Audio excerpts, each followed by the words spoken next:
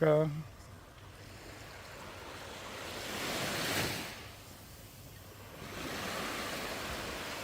Yeah, man. It's the classic codes. I told y'all, I'm taking the chat everywhere with me. We world travelers. Classic going to Dubai, November 2025. Abu Dhabi, November 2025. And we doing Greece again, man. The vibes you can't beat with that. It's the codes, man. It's the codes. Yeah, yeah.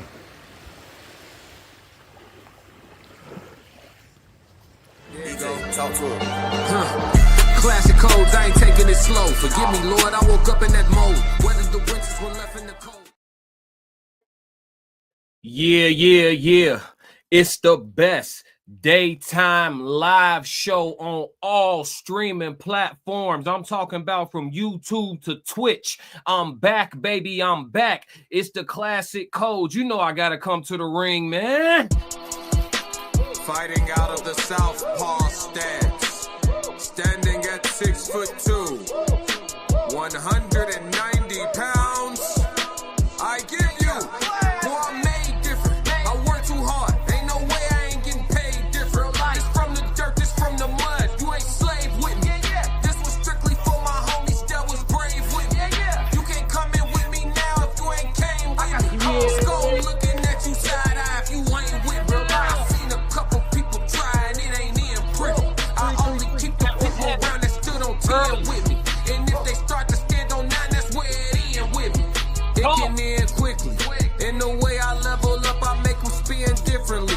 I should start a foundation. They be make a wish in me. I got these hoes in the fringe. They can't seem to get to me. Babe, I done mastered discipline. It take more than booty cheeks. Need a little more conversation, cause I still be trying to see. I be listening with my eyes. Yeah, I still be trying to see. I be moving like the prize. You can't find another me. Let's get focused. Want the Yeah, yeah. It's classic with the classic codes, and we back, man, coming straight home from Athens, Greece, from Milos, Greece, from Tuanyo, Greece, from the Temple of Poseidon. You understand me? We back, baby. We back. Yeah. Yeah, yeah, chat. Get active right now, chat. You know what time it is. Chat 333 in the building. You know what energy we on. You know what vibration we on. You know what frequency we on, man. From YouTube to Twitch, it's all love, man. I got an amazing show for y'all, man. I know, obviously, y'all want me to speak on, you know, my faithful subs. If you new here, hit the subscribe button so you could be in tune and you don't have to feel like this a mystery to you. You know what I'm saying? Because where I go, the chat go. Yeah. I'm turned up on a different level today, chat. I'm turned up on a different level today, chat. But listen, man, I got a great show for y'all. Obviously, I'm going to do some recap on my exploration of Europe. You know what I'm saying? classic. Obviously, I'm gonna do some recap on that. You know what I mean? But aside from that, though, I've been gone a while, so I got to give y'all a special show, man. We got 2 reaction videos from the faithful people that, you know, I do reactions on. So the Anton Daniels After Hours Classic. show. And then after we done with that, we gonna do a reaction video with my favorite YouTube creator of all time, Rivah TV. Classic.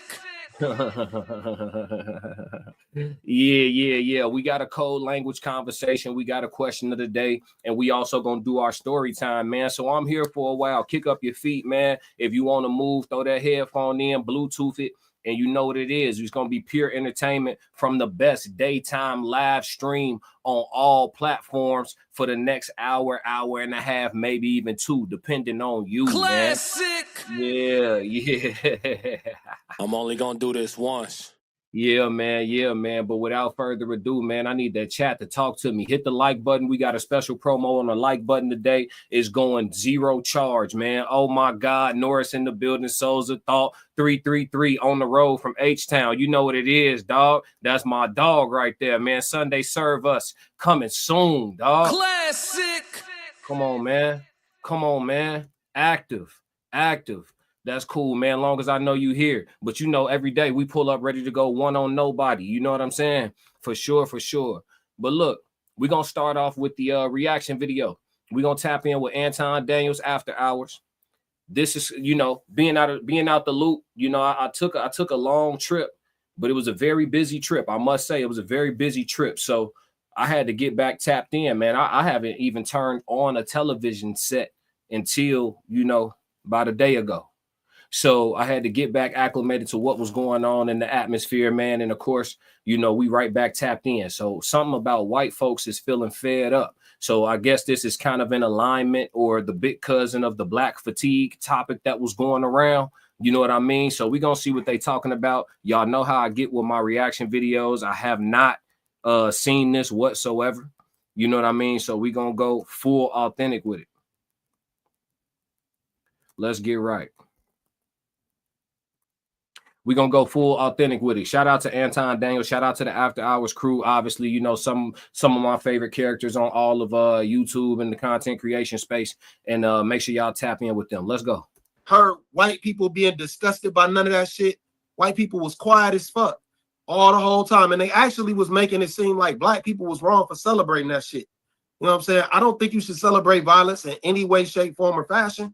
But what I will say is, a lot of black people was happy because they came together to help somebody. Hold on. Stop the whole reaction video. International Ken in the building. What from the most classic, from the most historic, man. Turn that classic up. Stop playing with my dog, man. International Ken in the building, reporting live from Abu Dhabi, and we was just together in Greece. Oh, and a few days before that, y'all felt like y'all seen us downtown Chicago. Classic. Yeah. International. Yeah. International. Hold on, folks. Hold on. Stop the presses, man. Yeah. Yo, live from Abu Dhabi, real world travelers. We can't make this shit up. Classic. We gonna pop today. I gotta get through my reaction video. I'm gonna make these niggas wait for that recap on Europe, but we definitely gonna get into it today. Yeah, chat. Where I go, we go. Let's go, man. Yes, sir. Shout out to Cuzzo, man. Congratulations in real time for the chat. Gotta give my dog his congratulations on the making Greek history with the most historic Greek wedding of all time. First 3-day wedding that I've ever been to. But we gonna get into all of that, man. I had to stop the presses for my dog. I didn't know he was gonna be in the building. Cuzzo said I'm pulling up to the live stream regardless of the time difference. Classic. Ooh, I'm in rare form. He said, love, gang. You know what it is. Man. You know what it is. It's, man, we ain't even got to talk about it. Let's go. Who needed help. That's pretty much what I saw. But like I said, you can't let women get involved in none of that shit. And right here is a woman talking about pretty much being a part of the race war. They've been baiting people. I said it since I started coming up here on After Hours. They're baiting you with a race war. They do it in every way, shape, or form possible. Period. They're going to keep baiting you. They're going to do it in every way, shape. They did it with George Floyd. They get us out in the streets to riot. They're going to keep doing it. They're going to keep baiting white and black people against each other. And this one group that sits back and they just like, look at these goofies. You know what I'm saying? Like, these are just the facts. They're going to make black people look crazy in the media. They're going to let white people play victim. This is just what it is. This is what's happening right now. That white dude is playing. He got his ass whooped, but he wasn't innocent. I'm not saying you should jump nobody, but you can't put your hands on somebody and then be like, oh, what the fuck? No, why'd y'all do that? No, you slapped somebody. They retaliated. They went overboard. But that's what happens when you put your hands on people. All right, chat, I'm going to need y'all help a little bit for the people that's able to type. I guess I missed something. So I did get a little bit caught up on this topic that they talking about. Remind y'all, I have not watched this. It's a full authentic reaction, right, chat? So I did catch up on some. So what happened was I seen some white brother slap a black person. I guess they was having a verbal disagreement. And the Caucasian person in the situation initiated the assault. And so everything from there is self-defense by law, okay? In the video I saw, he slapped at somebody, and from there on out, he was on the other side of an ass whooping. You know what I'm saying? And I guess they trying to turn this into some type of, according to Slimmy, he trying to say they're using this as leverage for some type of race war to break out or something like that. I tell you what, before the rest of these people get a take, and this video isn't super long, but before the rest of these people get a take, I don't know if that would be all bad for us. We need something to bring ourselves together. Black folks only tough with each other. It's about time they unite and find a op that don't look like their own brother or cousin. Would y'all agree? You know what I mean? So I don't know, you know, if that's what's gonna bring, you know, black folks in America together and make them unite as one and bring the Bloods and Crips together and all that, and everybody stop beefing with each other and find a common enemy. I don't know if, you know, it's pros and cons. You know, here at the Classic Codes, we gonna be objective. Pros and cons. I don't know if that's all bad, because united, we can get some shit done. You know, but the YNs keep running around the streets acting crazy. You know, it's a little bit of a hindrance. Would y'all agree? So I don't know if that's all bad. I'm just saying. Let's roll. I can't go out here on the corner and be like, hey, what you doing over on my side of town?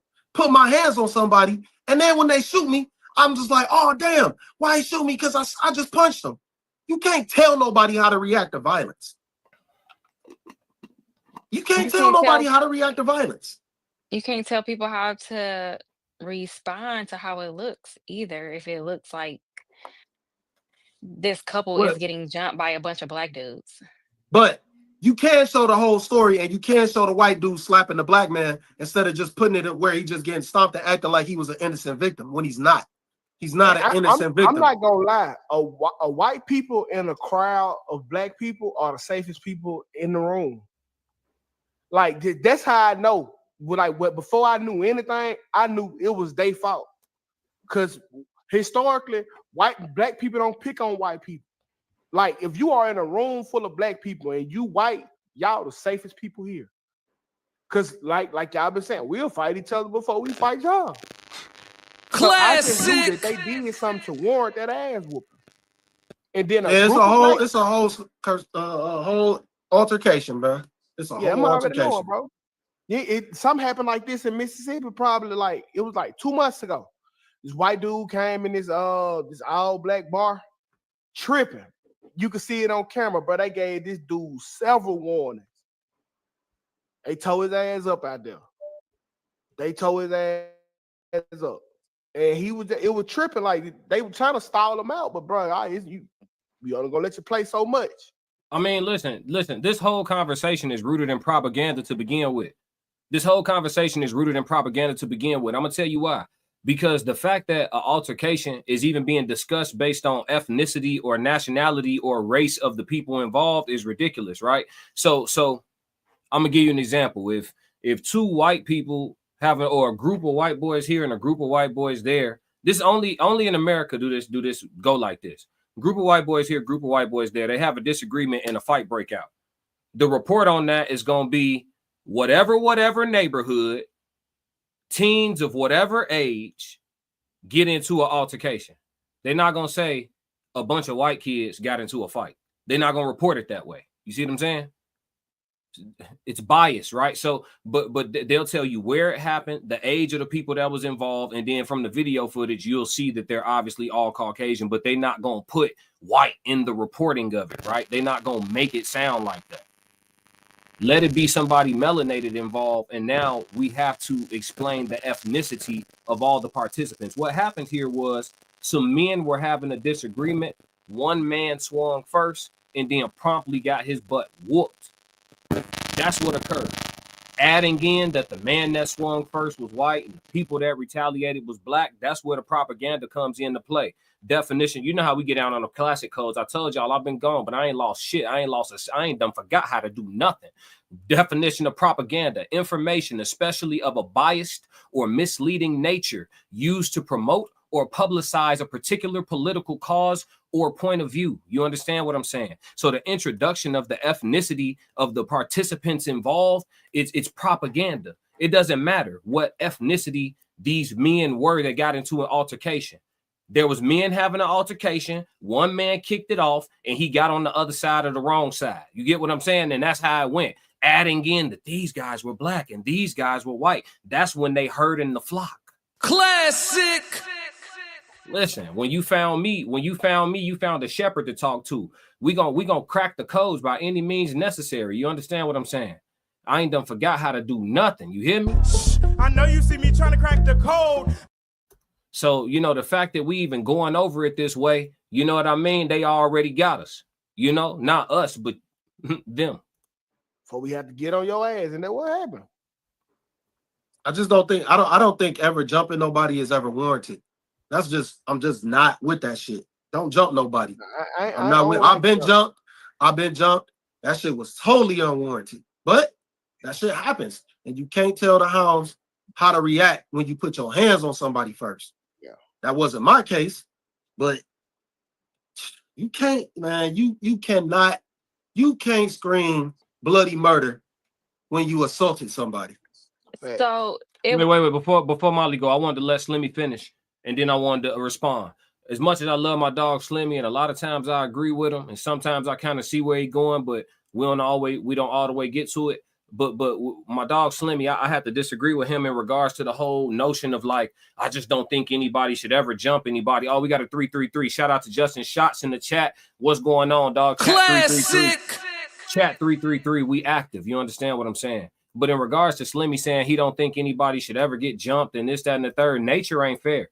This is why I keep reminding y'all that nature is still nature, regardless of what guidelines and laws the people that are so-called in control write down on paper. Nature is still occurring in the way that nature occurs. You only feel safe by locking your front door. You're as safe as the nearest person to you is sane. You're as safe as your ability to protect yourself. You understand what I'm saying? So if you you having a verbal altercation with one man, but there's 4 men there with him, so there's 5 of them in total, and you slap the one man, there is nothing besides your perspective or your ideology of, well, they shouldn't jump me, they should let us fight head up. And once you say the word should, you're no longer discussing reality. What should happen ain't always what's gonna happen. So when you slap him, all of them got on go mode, and that's just how it's gonna go. Nature is playing out. You think when a pack of hyenas catch a lion solo, they talking about, yeah, we just gonna pick the strongest hyena and you go fight the solo lion head up for the sake of fairness and ethics. Man, hell no. The hyena surround the lion and they use their advantage. That's nature. Y'all so far removed from nature, you trying to put your ethics and your principles and your morals onto the next man. That ain't how it work, big dog. That ain't how it work. People gonna play to their advantages, especially in a situation where it come to fending for your life. Because I don't know what y'all think this is. Once you get out of high school and middle school and all that, as a grown adult fighting in the street against a perfect stranger, I hope you realize you're fighting for your life. You don't know when they plan on going saying stop. You don't know if anybody gonna be there to break that up. You don't know if this person gonna see red and not realize they stomped your head into a curb. You don't know that. So when you get into a fight with a stranger in public as a grown adult, believe you fighting for your life, champ. Classic. So the fact that you think these dudes that's with me, who I probably consider my brothers or may actually be blood family, is gonna make sure that this is fair and square, man, what? Man, I could be winning, and I know some people that's with me gonna jump in anyway. That's it, man. If it's up, then it's up. You better have some people with you. You shouldn't have barked up the wrong tree. You should have shut your mouth and went on about your business. That's what you should have did, since we using should. Let's go. Wasn't an option for all the other Black people to maybe call the police instead of jumping in? Yeah, it was white people there too. It was white people there too. Okay, so what? But so why didn't they call the police? No, people who are gonna jump in the fight, they're not calling the cops. Anybody either. I'm just saying. All they was there violence. That's all we know. We don't know how to de-escalate anything. We have no problem solving abilities. Like, if y'all gonna fight, okay, let that be between 2 men or whatever, but nobody else with any type of problem solving ability. We finna get on that ass. Sucker punch. Let's jump these people. I wasn't there. I don't know what was said, but see, this why you can't be letting, and no disrespect to the ladies. I know I got good amount of lady followers, and I love and appreciate all my female subscribers. But this why sometimes when women be talking about man shit, they be talking out of turn. This some man shit. You talking about who shouldn't have hit who and who shouldn't have. This some man shit going on. That's it. She sound like the chick that's gonna stay around the altercation too long. She sound like the one that'll try to reach in and pull somebody off her guy and get clipped. You know what I'm saying? She sound like a woman who gonna, in that situation, you stay out. There's some man shit going on. It don't gotta make sense to you. It's some man shit happening right now in real time. You see what I'm saying? Like you talking, oh, why didn't anybody call the police? What let's break this down in a perspective that's not naturally taught to us. Me, grown-ass man, somehow in a situation that I can't necessarily just turn and walk away from, and there's an altercation going on between me and another grown-ass man, or maybe him and a few of his friends, and me and a few of my friends, whatever the case may be, right? What, this, again, I'm coming from the perspective of nature. At what point when the pack of wolves see the pack of wild dogs, do somebody get to call 911? As a grown man, I'm not quick to call another grown man or set of grown men to come handle my man problems. Oh, hold on a second, buddy. I see you have a problem. I'm going to call these other grown men to get you together. Now, I'm going to get you together within the ramifications of the law. All for everything I'm saying here is for content creation, content creation purposes only. Everything is alleged, and this is all for entertainment. But within side of the scope of the law, I have the right to protect myself in this great country, right? Ain't that what y'all called it? Huh? So what I'm getting on the phone calling 12 for, and then by the time they get here, whatever was gonna happen done happen. 12 they pull up late. Them men are just dudes that put on a certain uniform. They still dudes. Half of them still operating out of fear. Half of them still get anxious when the shit going down. Half of them still a little shaky with the blicky. You know what I'm saying? Them just men.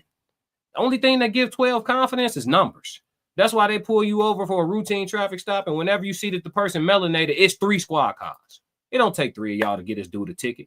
But the dude want to feel safe because they just men. And they feel fear like everybody else. He just want to feel safe. All that damn backup for a traffic stop. Yeah, so you calling the police. The officers that pull up might be a hoe. I'm not a hoe. What I'm calling them for? You see what I'm saying? Again, you are. I don't think you're gonna find the laws of nature apply regardless of what the laws of the land are. We don't have laws. These are rules. If they were laws, they wouldn't change. Do the laws change on how to behave when a tornado coming through? Do the laws change on earthquakes? Do the laws change on volcano eruptions? Do the laws change on bird migration in the season? The laws don't change. It's getting cold. We can't survive. We got to fly this way. We got to fly in the direction where the warmth is. That's a law of survival. Oh, around here, they'll tell you liquor's illegal, prohibition. Then they'll tell you, shit, we're going to tax it and bring it back. Liquor's legal again. They tell you smoking that, yeah, illegal. Matter of fact, we found out a way to make trillions off of it. Matter of fact, it's legal. We're going to tax it to the nines. That's not a law. Them rules. Just like the NBA changed the rule from a hand check to no hand check. These ain't laws. Them rules, the laws of nature always apply. Ain't no way around it. Now, you can look at it how you want, but when you caught in that shit and you don't know how to behave, you know, just know Big Daddy government, they betrayed you. Talking about call 12. Man, this shit happening right now. Ain't picking up no phone.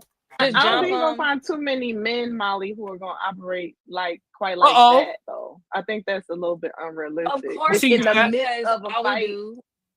Y'all want me to drop that link? Cat, y'all want me to drop that link? I'm in that mode. That's it. All we rap about and talk about is violence. All our movies and shows is violent. It's just always violence. We don't have any other. You're right. No other problem-solving ability. We hate the police so much that we won't call them to come in and step in this situation. We'll just. But Molly, the white involve guy ourselves. But the white guy was violent first. So what's your that means get sucker punched and get jumped. I don't care if you can't get sucker punched if you hit somebody first. You cannot fundamentally. You cannot get sucker punched if you hit somebody first. Fundamentally, you swung first, connected, and then got beat up. That's not nothing that happens after that is sucker anything. You started the fight. It's up. Nothing after that is sucker anything. And just so y'all know, within the scope of the law, depending on what state this all occurred in, your friends helping you in a fist fight is okay, long as y'all don't get carried away. It's true. It's just like when you got concealed carry license, you are licensed to protect yourself and anybody else that you may be witnessing in danger within the scope of the law. That's a fact. If you in the barbershop, somebody come in there and rob the barbershop, and they not pointing nothing at you and robbing you for nothing you got, and they back is turned. If you want to protect everybody in that barbershop, because that dude clearly has a weapon, you would not do a day in jail. It's just true. So your friends helping you in a fist, only thing that will get y'all in trouble in that situation is if you go too far, right? Dude on the ground and y'all stomping him out like the threat has been neutralized. At that point, they got a case. You feel me? That's the only thing. I'm gonna give y'all some education. And the other thing is if somebody pull a weapon. But your friends helping you in a fist fight in a situation where y'all gotta make it home, you most of the time, you as long as you don't take it too far, you're not finna be in trouble for that. Y'all let me know if it's some laws in one of y'all states that y'all in where it's different. But so all this talk about, oh, they shouldn't have jumped him, and he should have had help. Somebody don't sucker punch me and jump me. I'm just saying. What? This should be between me and you, not me getting sucker punched by somebody who don't have nothing to do with the situation.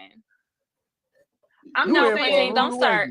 Not today, Quentin. Because one day you team white people, next day and today you act like you don't like them. Oh, because I'm impartial. That's why, motherfucker. Wait. Exactly. I'm team white people. You are 100% correct. I'm glad you said that shit. I'm 1,000%. Hold on, chat. Let's go. Cortez said we in here. Yeah, I know. Chat 333 in the Classic. building. My dog said, ladies, mind your business. Yeah, in certain situations, they got to. That's man shit going on around there. Classic. You know what I'm saying? He said, I'm not adding more men to this issue. Shit. Hey, listen, if one of my homies in a scrap and that shit looking 50-50, I'm going to make that shit 80-20 for sure. I'm helping. I ain't trying to hear none of that. You can tell me about your ethics after we make it home safe. You know what I'm saying? Shit, if you one of my dogs, nigga, I probably know one of your relatives, your sister, your mama, somebody. How I'm going to explain it to the family? Nah, G, we going to get home. I'm gonna make it. If it's looking even, like you might clip him, he might clip you. I like clean him up. Yeah, no, we're not doing that. You gotta get home. You can talk to me about how it was morally wrong and how you had it and all that shit later, bro. You got around me, one of my homies, somebody I love. Man, listen, if it's a fair one, and I'm talking about bare these, ain't nobody putting gloves on and all that. We not in a controlled environment. It's just a fair one with these in the street with strangers, bro. I'm not. Hey, G, y'all got 10 seconds of fair and square. If you don't clip him by the end with something clean to where I feel confident about how this gonna go on your behalf, G, I promise you, hey, let's go home. Let's go home. Somebody tell me I'm wrong, chat. Y'all got 10 seconds worth of fair and square. If my homie getting the best of him in that 10 seconds, I'm gonna let him rock out. Yeah, he got control of the situation. He cool. But if it's looking and he high and then dude get you back with a high and I'm, you know what I'm saying? No. We getting home. Because it only take one. It ain't the hit. It ain't the punch. It's the fall. It's the fall, bro. Your homie get clipped in a fair one and you just letting it rock and he get clipped in a fair one and he fall and the back of his head hit some pavement. Ain't no guarantees. I want y'all to know that. I'm having this conversation from a real perspective with y'all. Ain't no guarantees. You making these unnecessary noises and comments just to straddle the fence. Either choose a position or just don't say nothing. No. She lying to me. Cortez said, drop that link. And then he said, you're not wrong. I'm gonna drop the link in a minute. I'm get to a couple more segments real quick. And then I'm gonna drop the link. You was just in Greece, so I'm gonna bring you in on part of that towards the end. Yes, sir. I see you, dog. Chat 333. We out. Classic. Yeah, bro. We making it home. Nigga, I'm in the middle, nigga. No, I'm not right and I'm not left, nigga. I'm right and wrong, nigga. Nope. I'm not taking no side. No position. Today I'm team black, at the same nigga. time. Fuck white people you today, taking nigga. the side, Molly. I mean, I'm taking the side of. You're not taking the side of what's right. Somebody. We always have to solve everything with violence. It's not a good look. How is it solving with violence when a man, when the white dude started to fight because it was other white people around? Black men and when the white people bailed on them, black men can do no wrong. Y'all right.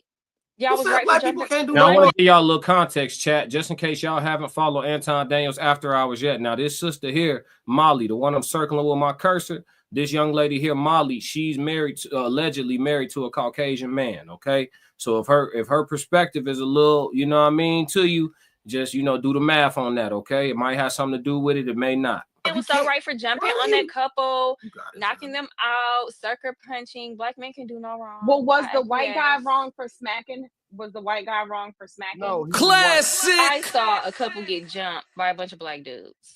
There you go. There's your answer. Next topic.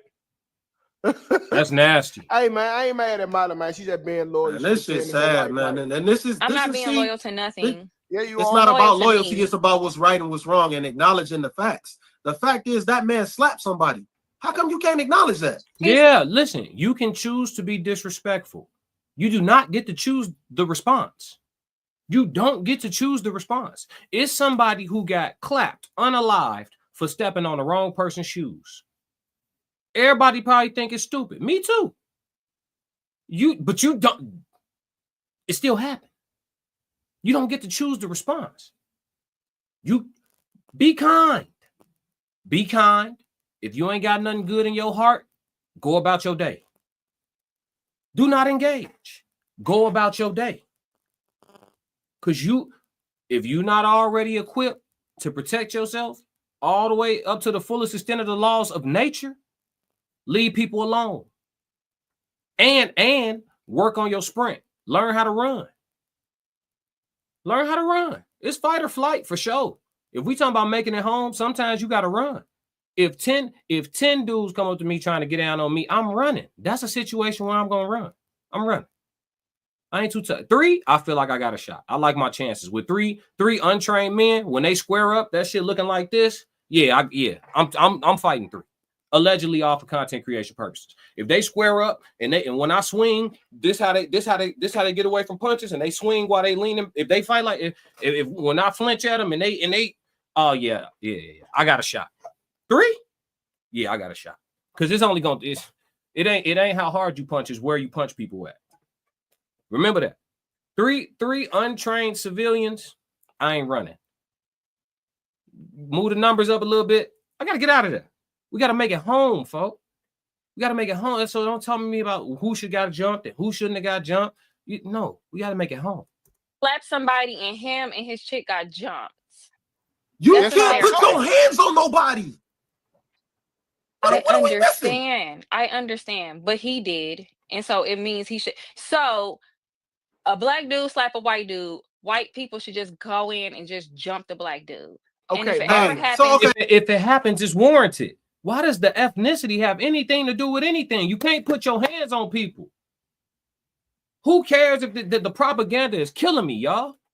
White guy this, black guy that, white guy this, black guy that. A man swung on a man, connected, and got beat up afterwards. He earned that ass whooping. Do anybody object? We can end this reaction video. The circle that they traveling in is ridiculous. Molly outside her mind today, man. Real talk. We can end it. What is she talking about? Classic. You can't just be putting your hands on people, man. That's gonna get you. That's gonna earn you some repercussions, whatever that may look like. But yeah, man, shout out to Anton Daniels and the After Hours crew. Always entertaining conversation, always good. Look at that. We ending this at 33 minutes and 3 seconds, man. Yeah, 333. Classic. Yeah, let's move into the next thing though, man.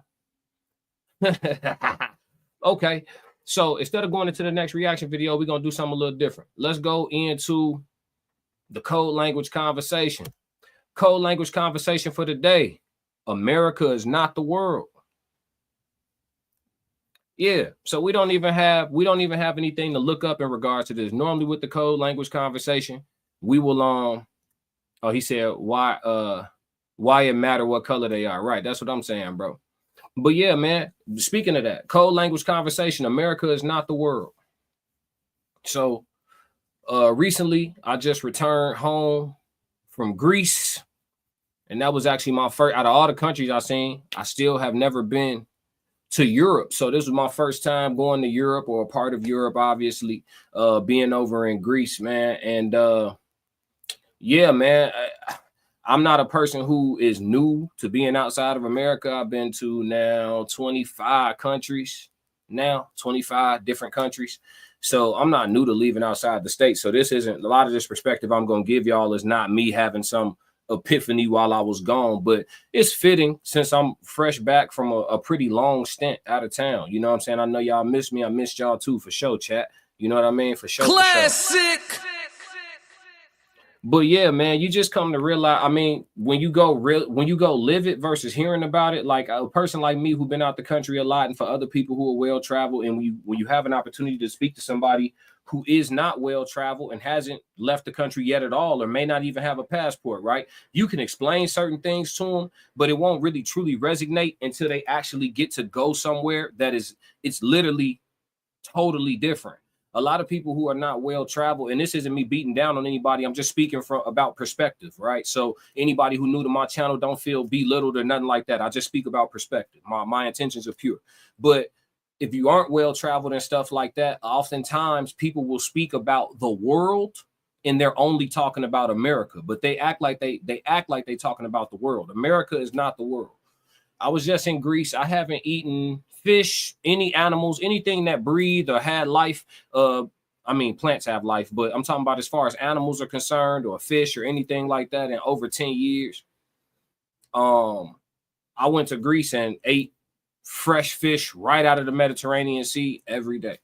Didn't get sick at all. Not having it for 10 years, didn't get sick at all. Felt amazing.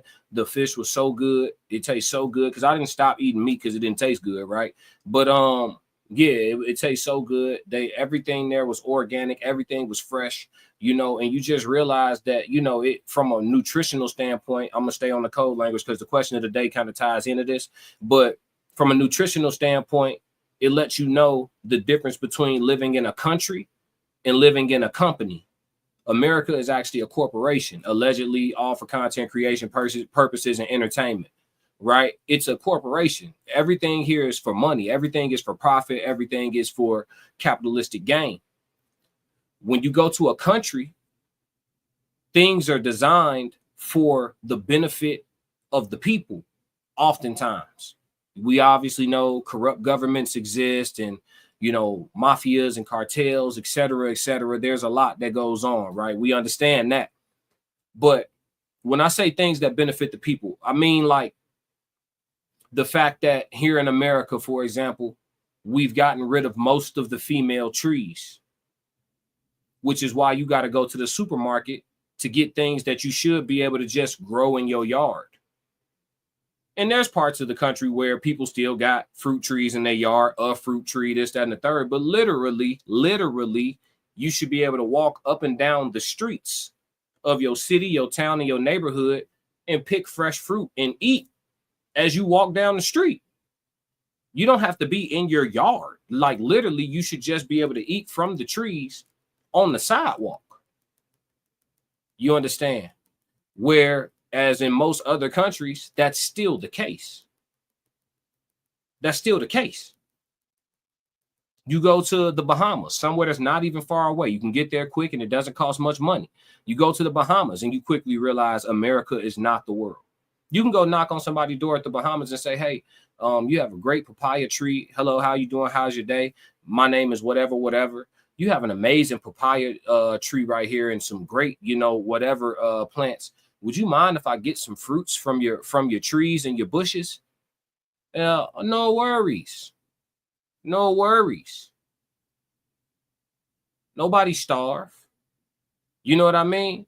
That's something that's not strategically done against the benefit of the people, right? They keep that like that because it benefits the people, the citizens, the people who need to survive there and live there. You understand? Like you put female trees back in play, no homeless person has to beg in order to get nutrition.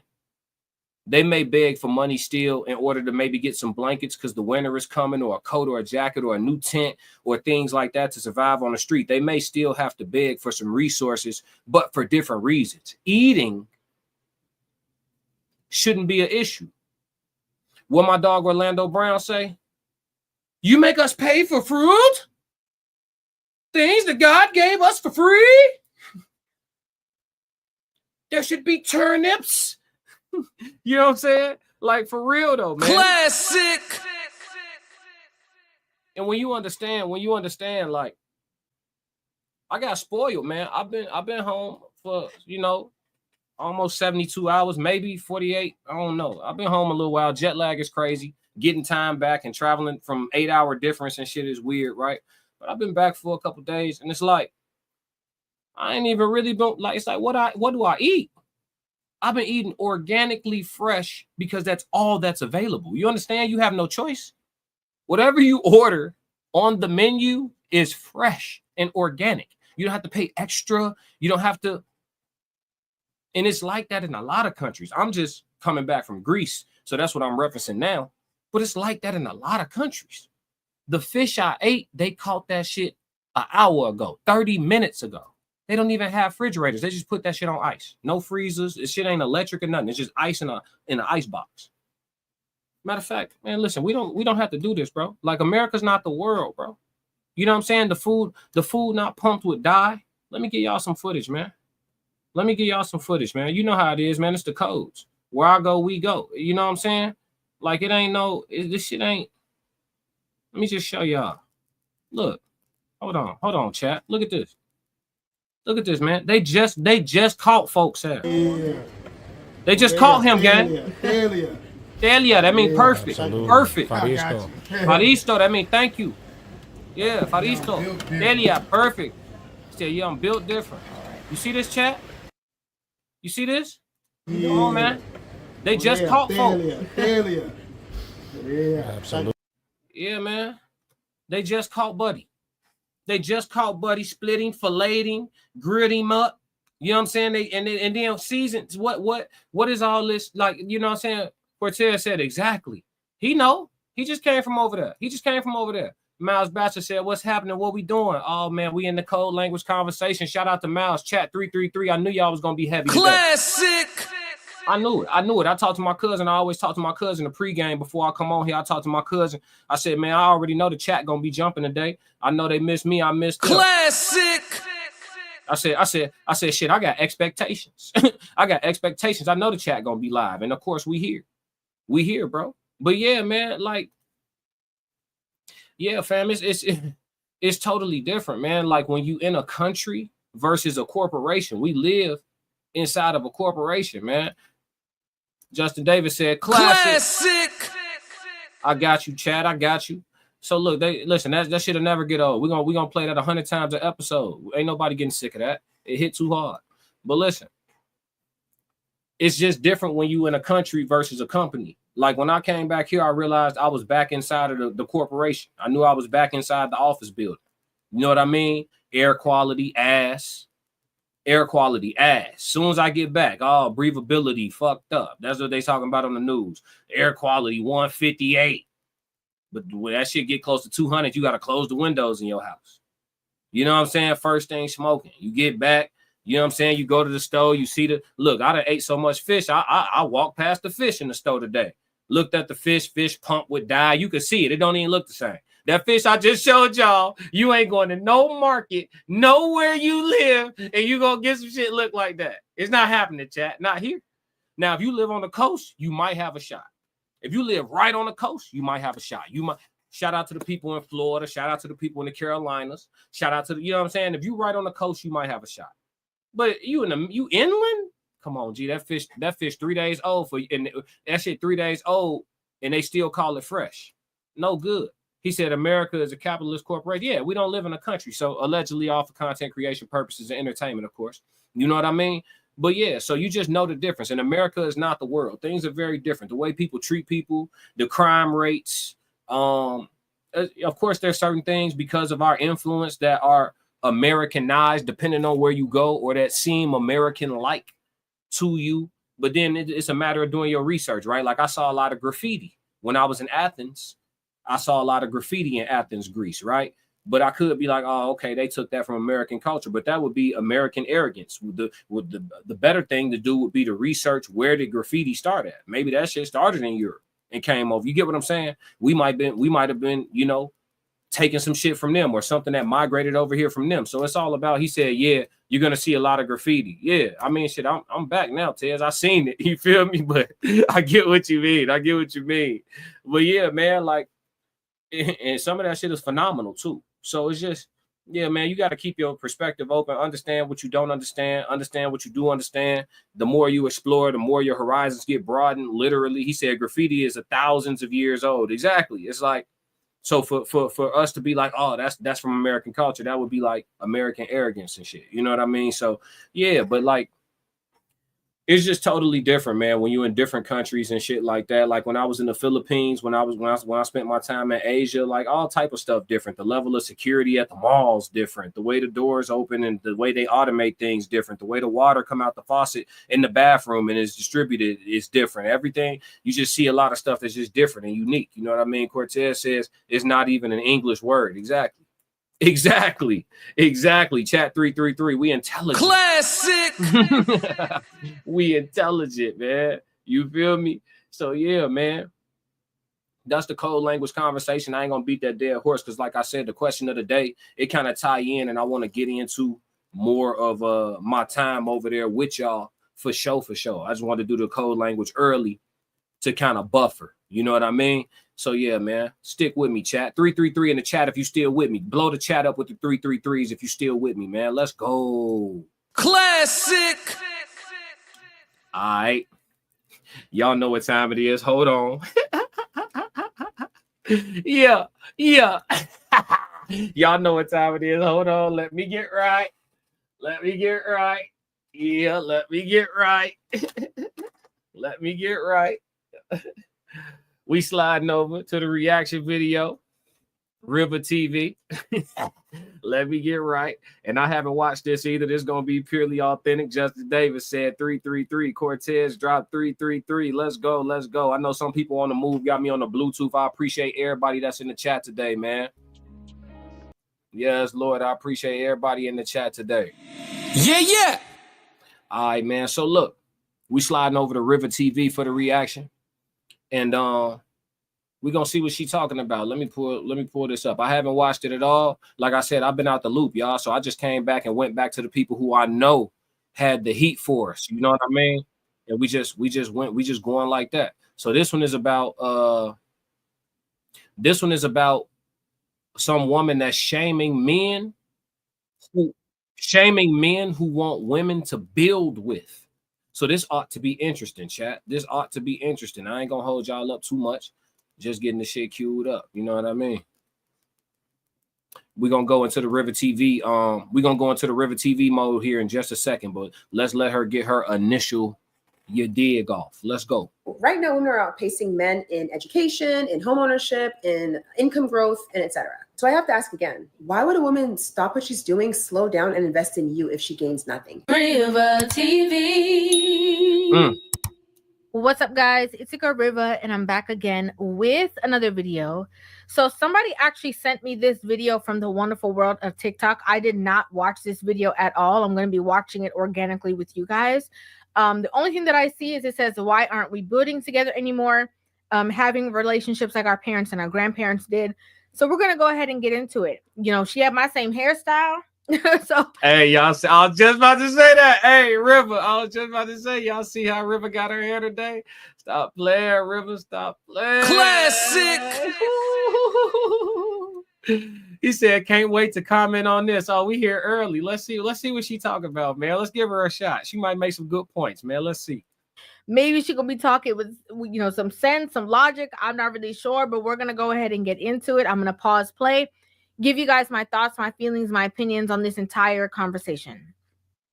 As far as relationships are concerned, a lot of men lament the old days. They miss the idea of what our parents did, building with your partner and growing something up together. And they are upset that women now want men to be financially stable and to have something before getting to a relationship with them. Here's my 2 cents as someone whose parents did start from nothing and grow together, and also someone who's dating in 2025. Okay, hold on, time out.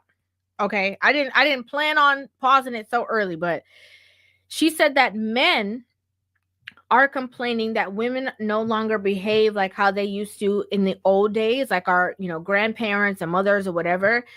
And that those same men are upset that, you know, women want men to be financially stable before getting into a relationship with them. I don't agree with that. I think that the conversation about women not being how they used to back in the day, that's a true statement. There's no wrong to that at all. I completely agree that women are vastly, drastically different. You know, the women nowadays will even say it, right? They're like, we're not the women from yesteryear. You know, we're not our mamas and our grandparents. But I think that men having a problem of them being the provider or a provider in a relationship, I don't agree with men having a problem with that. I don't agree. I think men are just mad that all women are coming to the conversation saying that they need the top 1% or 2% of men, when it's like, what do you even bring to a relationship? Building together can work.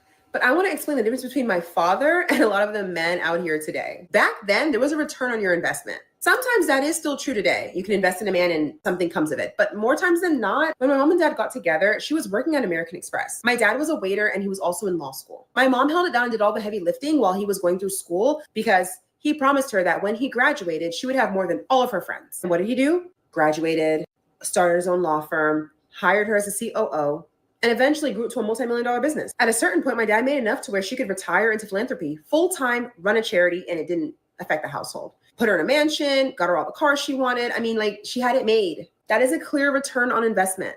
Now, let me ask you this. How many of you men watching are in the position to do the same for a woman today? Okay, wait, before Rivah go, I got to get active. Ain't no way. Hold on, what the chat say? Cortez said, laughing my ass off. If I'm just letting you know when you drop that link, I'm probably not erring on the side of caution. Haha. Oh yeah, we don't move cautious on this side. Classic. What you mean? Man, you can't be cautious and crack these codes. I know you see me trying to crack the code. You know, when I drop the link, hey man, do what you do. You know what I mean? Not too many F-bombs, not too many B words, because we definitely monetize. Classic. Don't stay away from the super chat. Push the goddamn button. Yes, Lord. I'm only gonna do this once. But yeah, man, you know when I'm gonna let you let the clip go, dog. I'm gonna drop the link. If for anybody who want to come in, get presentable now. I'm dropping the link today. We take a call in. Let's it's been a minute. You feel what I'm saying? But in regards to this sister here, man, back to the topic at hand. Her parent situation is a beautiful one. My parents got together when they was in high school, 15 years old. And they was, obviously neither one of them had anything. And they built from the ground up. And they did a great job with me and my brother and I should say. And they did a great job with building something for themselves. They both also getting ready to walk into retirement and all of that stuff. So, I mean, we get it. But building from the ground up doesn't always involve a woman footing the bill on the front end while a man finishes law school. That's not what that always looks like. Sometimes it looks like both people going to school, finishing school, going off into their career journeys, combining their resources, combining their this, that, and the third, and then they build out and make plans for how they gonna build residual income, passive income, et cetera, and then they go from there and get to a point where maybe the plan is for her to retire early, whatever. It looks a lot of different ways. Building together doesn't always look like the woman footing the whole bill while the man is trying to get something off the ground and she's just taking care of everything for a certain window of time, and then what he does on the back end when his grind finally pays off, what he does on the back end is just this crazy booming operation. Sometimes it's a slow grind. It just looks a lot of different ways. Her perspective is obviously rooted in the biases of her own experience, but she has to understand and broaden her perspective to understand that everybody's experience in regards to building together doesn't look like that. Let's go, Rivah. Okay, I want to say something. I get the message that she's trying to convey, right? She's saying that for the men who want to build with somebody, a lot of the women who did build with somebody back in the day or in yesteryear or whenever, a lot of those women actually, were, the men saw it through with them and they did, create the businesses, they did create the companies, and the women did benefit from, helping that man or starting with that man or investing in him or covering things for him, whatever the case is, right? And so now she's turning it back around and she's saying how many men are in a position to be able to do those same things for a woman today. But you just said we're talking about building. So there's a lot of men who have been out there who are in the position that they are able to, if they had the opportunity, they have the assistance, they had the help from their counterpart that they're actually supposed to get, they would be in the position to be able to change, uplift, or, rearrange her lifestyle at that point once they got to the position that they wanted to be in. Here's the main thing that I see the difference is. Those women also had certain values, right? So they were naturally submissive to their husband. There was a certain order in the household of, you know, even though she was helping him while he was through law school, whatever, she was still going to be respectful of him. Not because she was making money does that mean that he's no longer the man of the house. Like there were,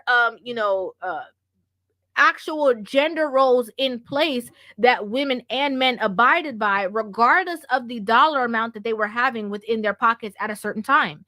And nowadays, there's not that situation. So you'll have a woman who is helping or assisting or building with somebody.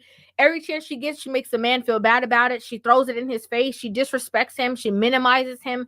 She does all the things to the point that even if he were to get to a certain point, why would he want to be with you after you displaying or emasculating him all the way along the way? So I don't think it's... I mean, what a great question. It's right to have this conversation without talking about the drastic change that women have also made. And I'm not talking about that chip on your shoulder, the economy, boomers. I'm not talking about that. I'm just saying plainly, how many of you could do the same, or how many of you are trying to do the same or planning to do the same for your future wife? I think a lot of men have that. Men who want to be married. Let's talk about that. First of all, there's different types of men. You have men who don't necessarily have marriage to the forefront. Ironically, those are the men who get all types of women. Those are the men that women want to settle down with majority of the time. Is not the men who have a plan for marriage or who want to be married. They want to be with this guy because of the looks, because of maybe his status, because of what he could do, all these things. But majority of the time, the men who have the mindset from the beginning from marriage are usually already have a plan in place. Those men are usually in a certain sense like, oh yeah, I want my wife to do this. I want to have this kind of lifestyle. I want this. But again, that's not who the women are in relationships with or who want to be in a relationship with. Classic. They don't. They'll somehow talk about how this man is boring or whatever and go, they want to be with the guy who's, you know, full of the thrill and who all the girls want. Do you guys even aspire to be a provider?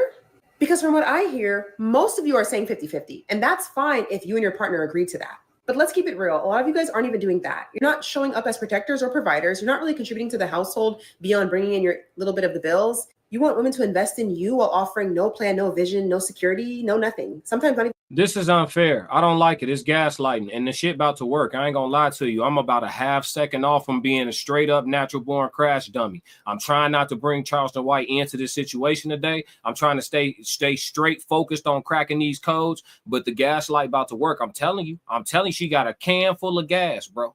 She got a can. I can't stand when a woman want to speak about men in general and then talk about the worst type of man available as the generality.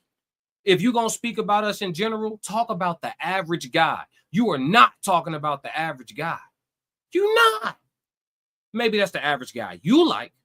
You know what I'm saying? And this is sad because she's good looking. I wonder if guys ever look at a woman who is beautiful and then she opens her mouth and then he's like, what a shame. What a shame. I mean, shout out to that's Rivah on Rivah. Classic. I'm the only one that can do that, man. He said, "Bring here Charles." Look. You my antagonist. Yeah. The chat came after 2 weeks of no live stream. The chat pulled up, and y'all want me to crash out. Classic. I can't believe y'all, chat. Your intentions are on display. Shout out to P, man. Chat 333 in the building, man. What's going on? Cortez said that's the facts. Why is it always the extremes? Yeah, she's describing the worst brand of Negro available. That's crazy to me. Like, if you're going to talk about us in general, talk about the average guy. That's not the average guy. The average guy is not like that. Talking about, oh, you're looking for a woman to invest in you and you have no vision, no foresight, no nothing. I don't know men that are looking for women to invest in them. I don't know that. Where do y'all find these dudes y'all talking about? And they be talking from these places because they used to date these guys. Yeah. They used to go with these guys. Classic. Don't put him off on me. Ha Your experience with the trash guys is your experience. ha. No, it's not fair. It's not fair to us in the manosphere. It's not fair to the internet in general. Now, how you gonna get out here on Al Gore's internet behaving like that? Rolling the river. Yeah, I'm the only one that can do that. I'm the only one that can do that. Don't nobody else got this drug. I wonder if guys ever look at a woman who is beautiful and then she opens her mouth and then he's like, what a shame. What a shame. I'm not gonna crash out. She ain't got me there, but this shit right here, I'm almost. With loyalty. We can crunch the numbers too. Right now, women are outpacing men in education, in home ownership, in income growth, and etc. So I have to ask again. But you still make less. You said everything except for y'all outpacing us in income. I don't want to hear about income growth.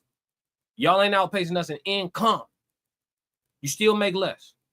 Don't come. Boy, I'm telling you, G, she got a book of matches.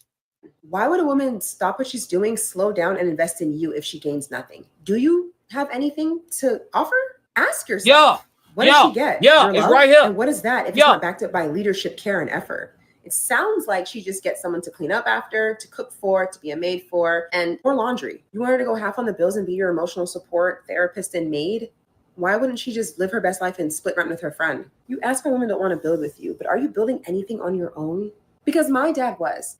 Okay, let me just pause for a second. Women who are like this, who have these conversations in a condescending tone and try to diminish men and tell men how to be men and what men should do and what men should want, what men should aspire for, like women who dictate this kind of pace, the only man she might have a close relationship with for the long term is going to be that same daddy that she got.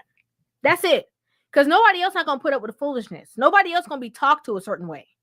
It don't matter if you get with your provider guy or whatever, this kind of condescending, do you men even know? Classic. Do you men even understand? Like she would have been better off having this conversation if she was talking to women.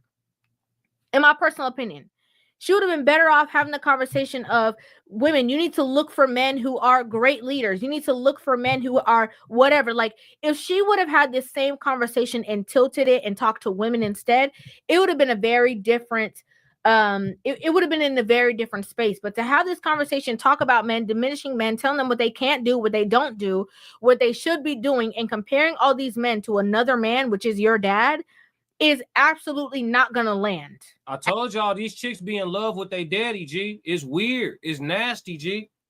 Some of these chicks really be in love with their dad. For real. Like they want to go with their dad, but he taken by their mama type shit. For real. And on some real weird shit too. For real. Classic. No. Y'all know what I'm talking about too. Y'all ever heard them females that be overly upset? Oh, they dad is the example for every fucking thing. My dad. Hey, G, what y'all, what age was you when y'all stopped taking baths together? I'm only gonna do this once. Huh? What age was you? Cause don't do that. Natural born crash dummy. And he go crash out.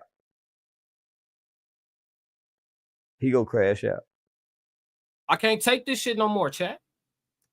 I can't take what's she talking about?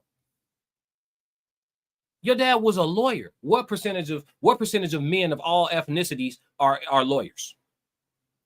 What percentage of men of all ethnicities even have a profession where your entry pay is that of a lawyer of any level of success? Law school? Your mom paid all the bills while your dad went to law school. You see how specific your story is? You see how narrow that is?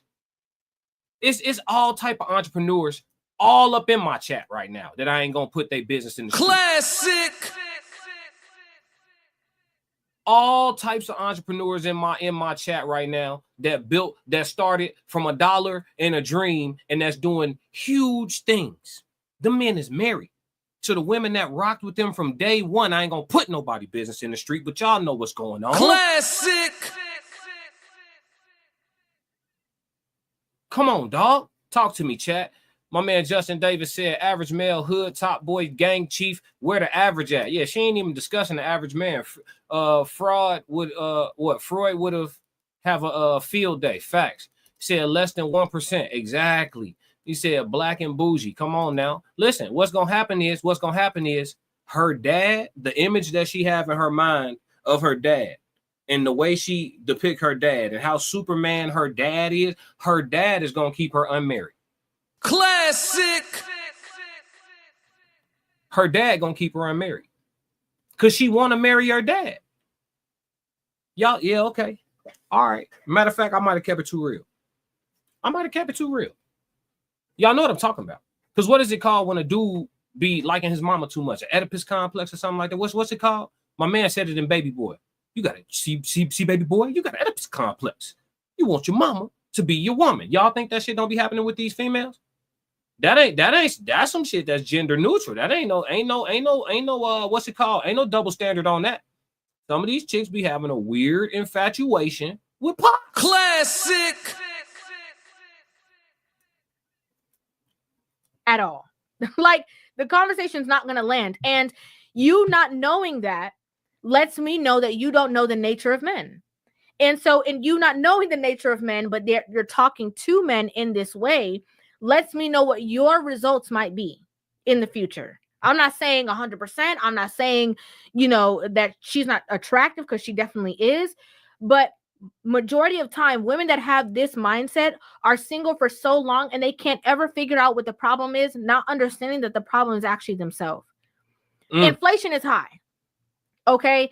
If you are not making a certain amount of money, 50-50 is what is just necessary. And it doesn't even necessarily have to be exactly 50-50, but a woman who is also working, who's able-bodied, who wants to work, and a man who wants to work, and the two of them coming together and creating a certain space and, making sure that their bills are paid for, they have, savings and all that with both joint incomes, makes sense to me. I always figured that once you get married, it's one money anyway. That's how I've always seen it. That's how I know it to be. That's, in my opinion, the right way that it should be, because I think that when it is divided and divisive, that's how, it's almost like a planning and out, right? It's almost like we're two separate people, two separate enemies. Don't touch my stuff. I'm not going to touch your stuff. I don't think that that's how marriages should be. That's just my personal opinion. Classic. But it's ironic that she's saying these things when I just had the conversation about Keisha, Kayor, and Gucci Mane, in which she is wealthy and he is wealthy.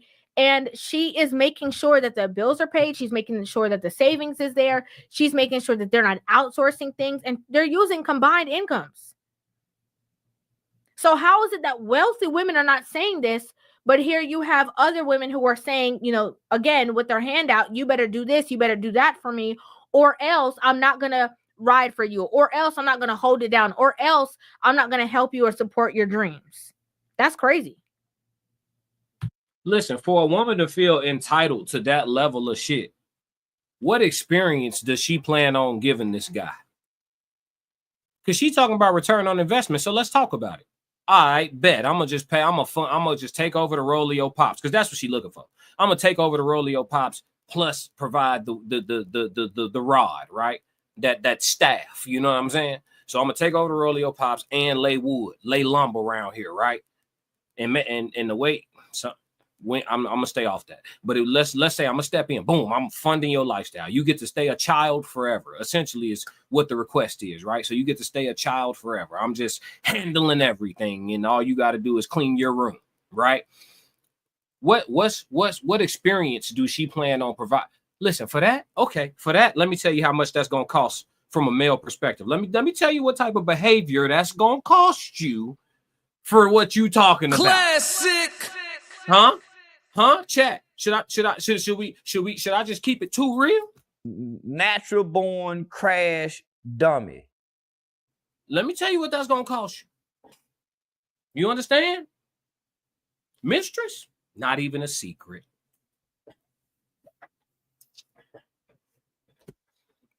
Waking up, first thing I should be receiving is top. Let's talk about it. Natural born crash dummy, and he go crash out. What experience are you bringing to a dude to step into a role where you get to essentially live the lifestyle of a child forever? Just clean your room. Just clean your room. And by your room, I mean the house. Just clean your room. He just handle everything. All you got to do is be alive and put your hand out.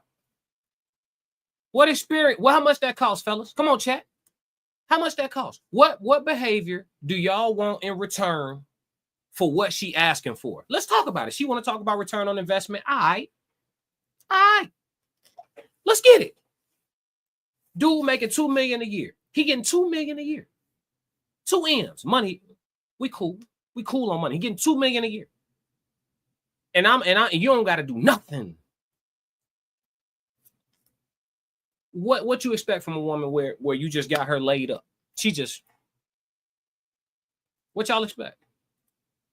He said, I'm saving the rest of my comments for the live. I'm about to drop the link, bro. I'm about to drop the link. She is definitely of Queen Baby. Yeah. Matter of fact, let's do this. Let's drop the link, chat. Let's make this interesting. Let's take it there. Anybody want to join the chat? Click the link, man. Click the link. Here it come. To the comments near you, man. Let's go. Anybody want to join the chat? Click the link. This ain't just for Cortez. Anybody want to join the chat? Click the link. Let's get into this one, fellas, because we're under attack. If I'm not mistaken, we're under attack. Shout out to Rivah TV. If y'all haven't subscribed to Rivah TV and y'all subscribe to me, unsubscribe to me. If you're not going to go subscribe to Rivah TV and you sub to me, just get off my channel too. Because what we doing? Stupid. He went to college on a full ride. He got into an elite law school, also on scholarship. He had a plan and the drive to execute it. He could make my mom promises and assurances, and she could believe it. It seems like many of you guys want women to take that risk without offering any reward. And women are just not going for it. We have community, we have love in our lives, we have great friendships, we like our jobs, we're fulfilled in our singlehood, and we have options. Throwing away peace for potential is not something that makes any sense. And I'm not saying you have to be a multimillionaire to deserve love, but I am saying if you are requesting someone to build with you, then you need to be actually building something already. If you want a woman to believe in your vision, you have to have a vision. I say all that to say I'm not building with nobody no matter what, but I just thought I'd give my 2 cents and some insight on the situation because I've seen it work. I'm not doing it, but I've seen it work. I'm not doing it though. So she's seen her mom build with her dad and he got the I see you, Cortez. Hold on. benefits of that. And she's letting it be known that she would never do that. She'd never be in that position. So the same lesson that she was trying to teach, she's also letting it be known that it would never be her. And that's why I say, sometimes I hate to say it, but a lot of these women, they feel like, my dad was always there. My dad had this, my dad did that for me. And that's the only person that they're going to be able to rely on is that same dad. Because a man's not going to deal with your spoiled brat nature, your I deserve, your entitlement. That's not what's going to happen. That's not reality. That's not the real world. You can be as pretty as they come. Okay? But no man is going to deal with that sense of entitlement from you. He's not. Like, there's not even a humility component to it. Like, I understand or this or no, I would never do that. Oh, my dad, do you guys know what my dad did? Because my dad was like this. Are you guys like that? Like this comparison, no man's going to want to be in a relationship with you and have you comparing him to your dad all day long. He's going to be like, then go live with your daddy. And go do something else with him too. That's what it starts sounding like you want. Go do something else with him too. Straight up. You, I hear you, bro. You might check you. Classic. Yeah, probably did. Yeah, as you can see, I'm on the job right now. For sure. Let me say this. So to your audience, this is not an echo chamber. Me and this man are not the same person. We did not talk about this. We are literally just watching what's going on right now. To any of the ladies that may be watching, I have 3 jobs and 4 side hustles to make income. And it's not because, you're working harder, not smarter. No. If you knew what I did, you'd understand why I do what I do. But I will explain this the best way possible. She got babied by her daddy. And ain't nothing wrong with babying your daughter. I know I baby mine, not to dox myself. I baby my daughter. And I make sure that my daughter is taken well care of. But what I will say is I also tell my daughter that what I do for her is not normal. And she knows this as a young child, that what I do for her is not normal. I do it for her because 1, I'm your daddy. 2, I don't see you every single day. And number 3, I work very hard to make sure that you have these things that you want. This is not normal for everybody. I'm taking care of more than one household in a way, so I have to make sure that these things go down the way that they're supposed to go down. Number 2, you love your daddy so much that you will compare every man that you meet to your daddy. And you say, oh, well, my daddy this, my daddy that. You do understand that your mom seems to be an uncommon woman. Now, if you have an uncommon woman, and that woman sees that man for what he can do, but also for what he does, and not for what he came to. Because let's be honest here, if a man came to her, you know, in Walmart clothes, he might be clean though. If a man came to her in Walmart clothes, you know, less than fashionable to portray his economic income, she would reject him. If she saw him out at a bar with her friends, she would have rejected her dad, because her dad was broke. Let's say if her dad was eating noodles every night in a studio apartment, she would have rejected her dad. Talk about, what do you bring to the table? What are you talking about? What do I bring to the table? I'm not bringing anything to the table. I'm out here cementing my legacy. And if you don't want to be a part of it, you don't have to be, because there are women that will. What do you bring to the table? First of all, there is nothing that you can do for me as a woman that a million other women that I come in contact with on a daily basis could not do. Secondly, you call me black. Do you know that most of the places that I go to, I don't get called black or even looked at as a black man? The only time they ever, right? They just bring up, I am gringo when I go places. I am gringo or el caballero when I go places. I am not a black man. I am just an American cowboy. Oh yes, I am a black cowboy. For people that don't know, I am a black cowboy. I'm not just from the city. You know, I have my roots and spend my time in the country as well. I am a cowboy. I wear my cowboy hat, you know, so we can get that out the way here. Call me the concrete cowboy. That's what everybody else does. He said he wasn't gonna hold back, chat. He said he wasn't gonna hold back. 100. That's the only F-bomb for right now. I'm gonna keep it 100. Okay, this is annoying. You want to talk about opening your mouth? Like, you pretty, and you open your mouth and nothing but garbage comes out. You think I want to kiss that mouth? You think I want that mouth even on my nether regions? You are not good enough. All of that pretty stuff, all that makeup you just put on, all the hair you just did, all that Shein dress you got on, all of that just went out the window, okay? I don't even want to see you naked no more. Now you're talking about, oh, you don't want to see me naked, you probably cheating. Yes, I am, because you are annoying. You are annoying. The side chick don't treat me like that. Hey, look, before we get into it the rest of the way, let Rivah give her closing statement, man. I always gotta let her get her to. Yeah, don't get carried away, bro. You're single, you have all these options, you don't want to do this, you don't want to do that, then don't. I'm overprotective of Rivah, dog. Chill out. You smiling a little too hard, gang. Chill out. Hey, Rivah's nice, man. I respect. Enjoy your singledom. Enjoy your friends, your homegirls, enjoy your parents. And I have to say this too, you know, women who want to be married, it goes without saying that you'd want to be married to somebody who has a vision. Obviously, it goes without saying that you'd want to be with a man who is a strong leader or who has leadership skills. Duh, that makes sense.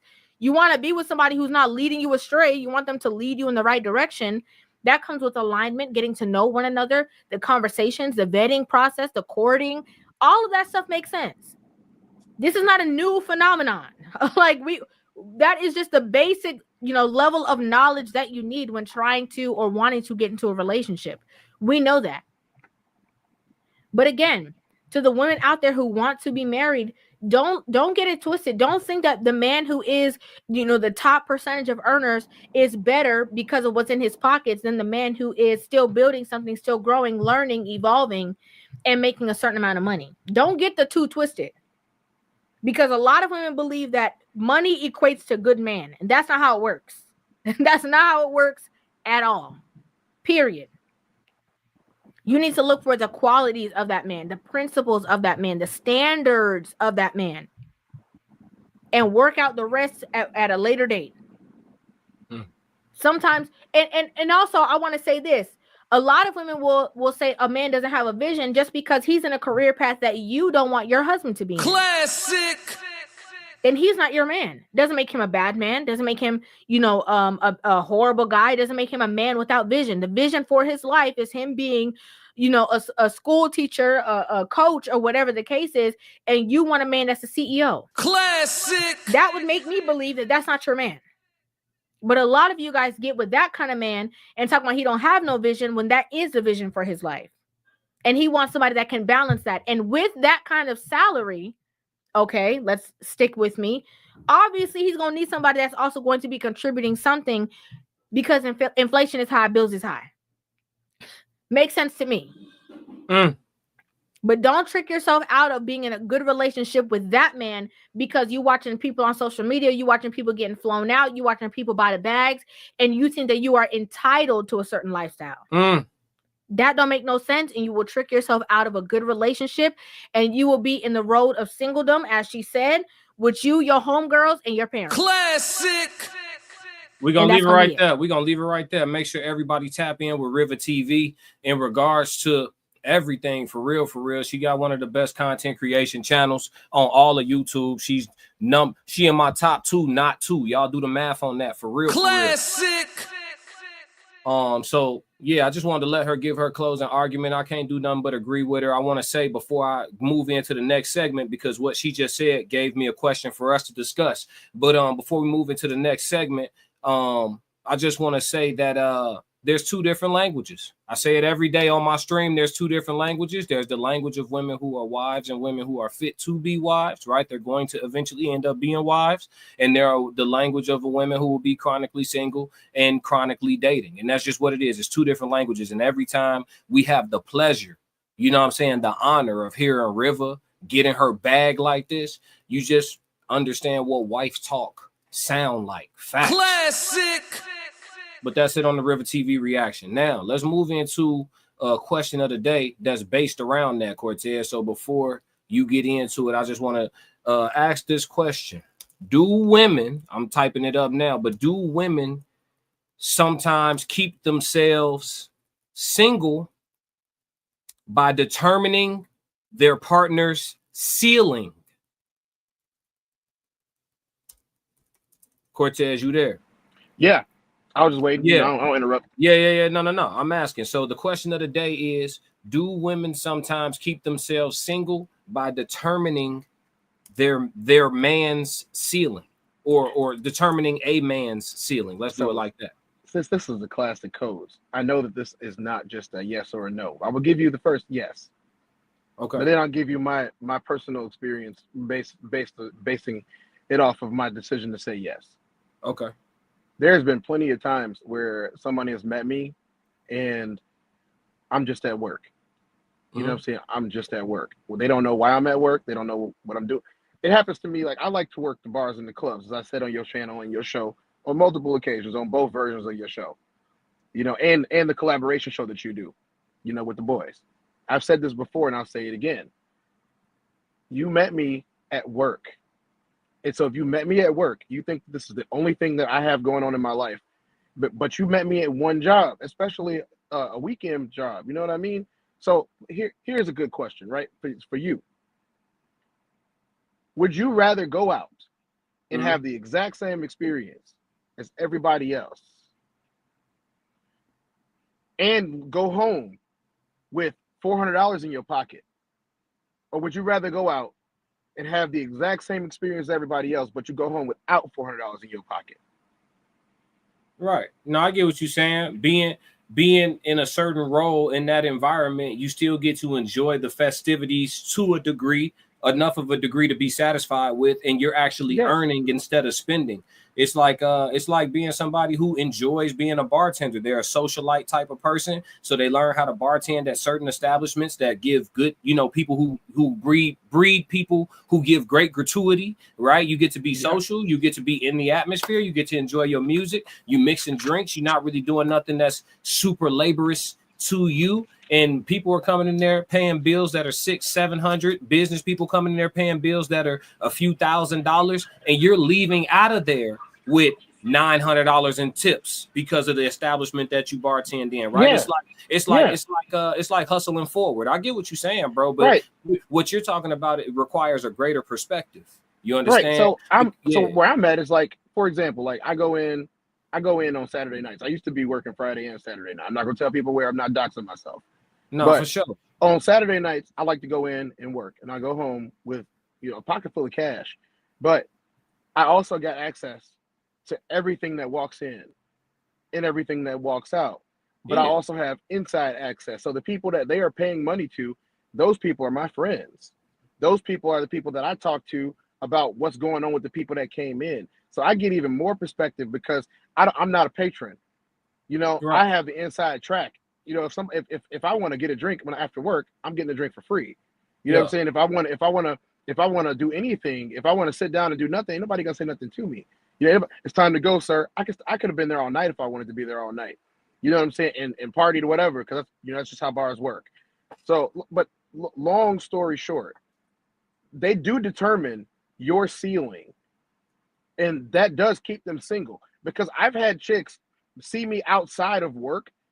For example, we had an event where we went to the White Sox Stadium, and they saw me mingling with some players, and they was like, "Wait a minute, that's the security," and I was like, "I'm not security right now. Like that's only on Saturday nights. Right now, I'm their peers. Some of these guys have known me for a decade. Some of these guys have known that some of these guys we knew their daddies because my daddy was an athlete." Let me get in there. Let me get in here. That's what I mean by like women trying to understand man shit. I don't try to understand woman shit. I'll never understand menstruation. I won't understand it, right? I can sympathize. I will never be able to empathize. Can I empathize with long stint annoying pain? Yes. You know, I just had surgery. Yeah, I can empathize with that. I can empathize of going days and days, matter of fact, weeks of having agony that's just hitting you over your head at random all damn day to the point where you want to take some medicine to knock it off. You know what I'm saying? Like I can empathize with that, but can I empathize specifically with what menstruation is? No, I'm not going to understand woman shit. Sometimes the most wisdom takes understanding what you don't understand. You know what I'm saying? You talking about some man shit. Yeah. You know, like you didn't say I'm not making ends meet. You haven't discussed an excuse yet. You're just discussing a specific lifestyle that's tailored towards you that probably provides you with some pros and cons that you think are reasonable, and it keeps you at peace. A lot of times, people too, women don't understand this type of man, and it's not cool to talk about on the internet. But a lot of women don't understand the man that takes peace over pay. You understand? Yeah. So some dudes, you may look at a man and be like, oh, with your intelligence level and with this, that, and the third, you have the potential to make, $200,000 and blah, blah, blah. But the version of you that's going to come home from that career is a monster to them. You see what I'm saying? And they will hate you. They will hate you for it. But you can't explain it. Miles said something interesting. He said, from what I've seen, women only see what's in front of them. They have no depth perception. Thought that was interesting. But I think more so than anything, especially because we're in the T era, right, where everybody's sharing everything with everybody and people oversharing and everybody, like you said, doxing themselves and shit. Now that we're in the T era, shit is more important what it looked like than what it is, right? So a woman don't want to take you super serious because she don't want to have to tell somebody what your job is. When in fact, your job ain't none of nobody's business. Even if it's just that, right? So if you drive a nice car, you dress nice, you look good, you smell good, you work out in the gym, you got your place to live, and you seem to be a generally mild-mannered dude. Mm-hmm. You know what I mean? But by mild-mannered, what I'm really saying is stoic. You know what I mean? Like nothing really phases you too much. Like you don't really get a whole bunch of emotion. Like they can see there are things you like and there are things you dislike, but like mild annoyances are not going to make you act out. You're not going to crash out over seeing something you didn't like. You would think that they would take that and say, those are qualities that I want in a husband. But instead, the first thing they say is, you could do so much better. Why do you work here? You don't even know what I get paid. You don't know why I'm here. You don't know if I was requested. You have no idea why I'm here. All you know is that I'm putting money in my pocket. Oh, but I'm not wearing a suit. I'm not sitting in an office building. I'm not on tour. I'm not on stage with the girl swooning over me. So for you, it's not enough. But the question is, what got it in your brain that that's what a man was worth to you? And that's what a good man, a great man, I should say, that's what a great man is. I'm sorry. I'm going to hate to break it to y'all. All of us are not Tom Brady, Chris Brown, or Usher.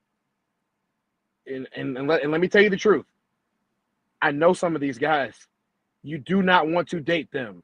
Man, here's the no, we're not even gonna do that because that's damn near like no, we're not even doing that. What's more important is just understand you average. You average. These chicks be you average. The average man is no longer good enough for the average woman, and that's really the root of the crisis. Their perspective has been skewed in such a way where all of them feel like they could even Chris, what percentage of the female population do you think Chris Brown is even interested in? And then what puts you inside that percentage? You understand? And that's just an example. But because Chris Brown ain't the creme de la creme of nigga to me. But I get why we using celebrity names and shit. But I'm just you know why. I know. I understand. Yeah, but I'm just saying, like, I see myself as premium. I don't. I'm gonna tell you what's going on, man. You know what I mean? But it's a money status equivalent to them. They think that money gives you status. And they think that money also means that if they say if you have more money, then you're a better man.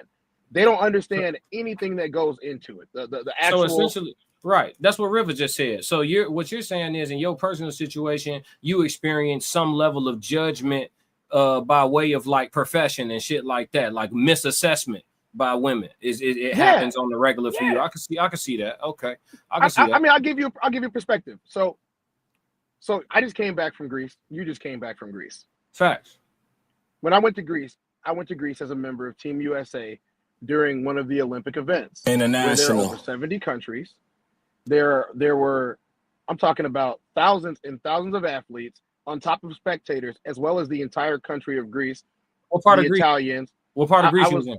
I landed in Athens, and then we stayed in Athens. We went to Milos. We went to Loutraki is where the tournament was held at, which is where where most of the Olympic games were held at in general. You know, Loutraki, and then I was all over Greece. As you found out, Greece is like the size of a state, so I was all over Greece. I was like, oh, this place is not as big as what I would think going to another country would be. But I was able to travel all over that country in the 9 days that I was there. Mm-hmm. So I went a little bit of everywhere. I got to go to Corinthia. Or Corinth, as they call it, I got to go to a lot of different places. I went all the way north. I went all the way south. I saw the Mediterranean and the Aegean. You know what I'm saying? It was wonderful. We gonna get more into the Greece talk, but let's try to stay on the question of the day. We're gonna get more into that. Mm-hmm. So to answer that question, I went there as a premier athlete from the United States of America. Everyone knew who I was, and I got treated like the celebrity guy that was there. People asking for autographs, people asking for my merchandise, my wristbands and necklaces. I had somebody steal one of my hats while I was there, and I'm like, I had to put out a PSA on the Olympic website, like, hey, if you took my hat, don't worry, I will let you have it. I just want to sign it for you. Gave out. I can't tell you the way that I was treated. I was treated like, for lack of better words, I was treated like a king. And that's because of the position that they saw me in when I was there. And anytime I walked into a restaurant, people got up to make sure we had space. Anytime I went into a restaurant, they was right there with my drinks. They was right there with my food. Super fresh, by the way.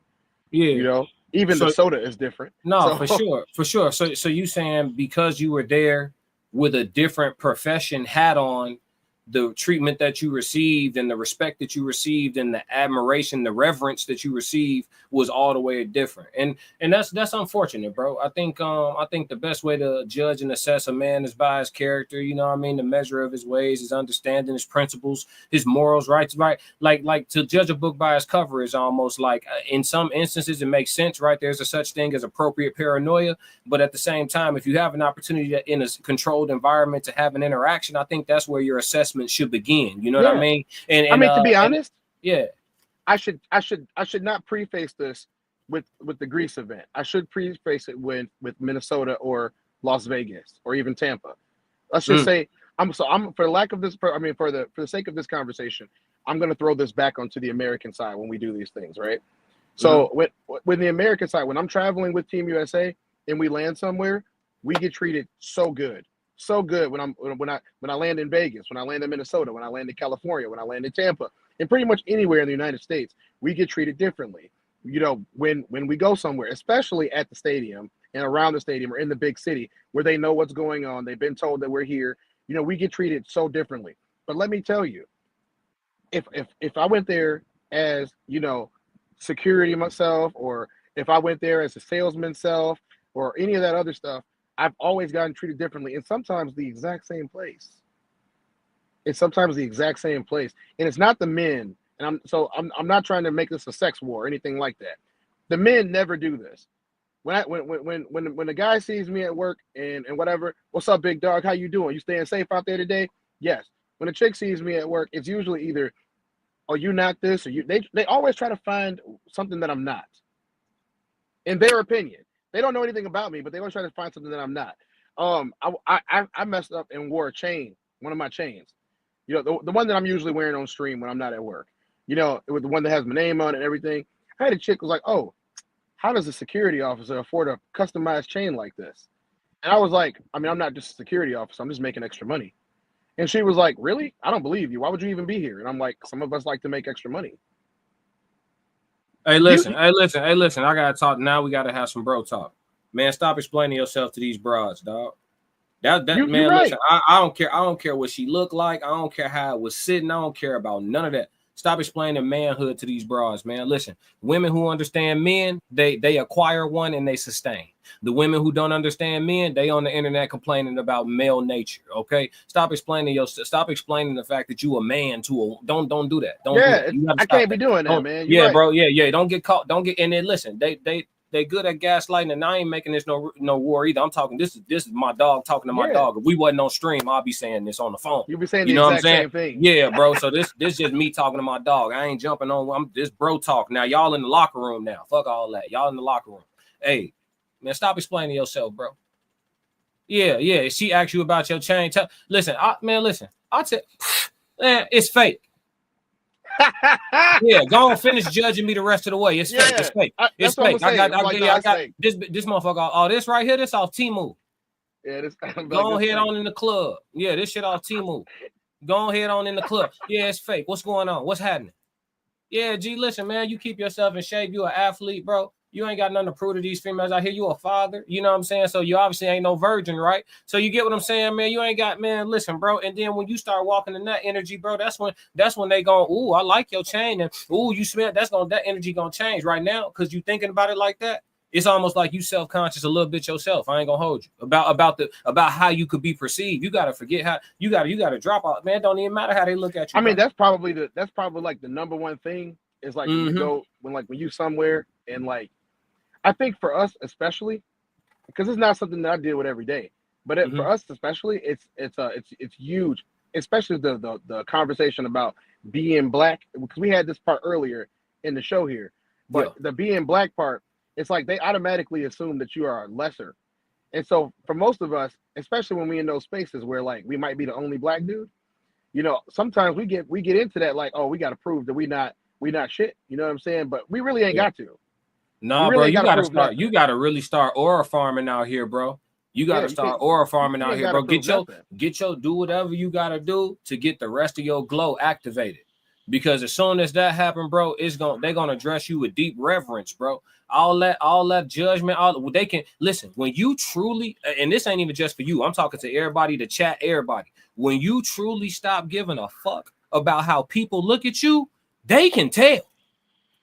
And that's when you got Mufasa energy, big lion. You know what I'm saying? Alpha wolf. That's when that shit start just jumping off you. You only got to do feel your best. You only got to do. Yeah, absolutely. You feel your best when you don't care. But that's what I'm saying. And you stop caring when you turn up whatever work you already putting in on yourself. When you turn that shit up a couple more dials and you start impressing yourself.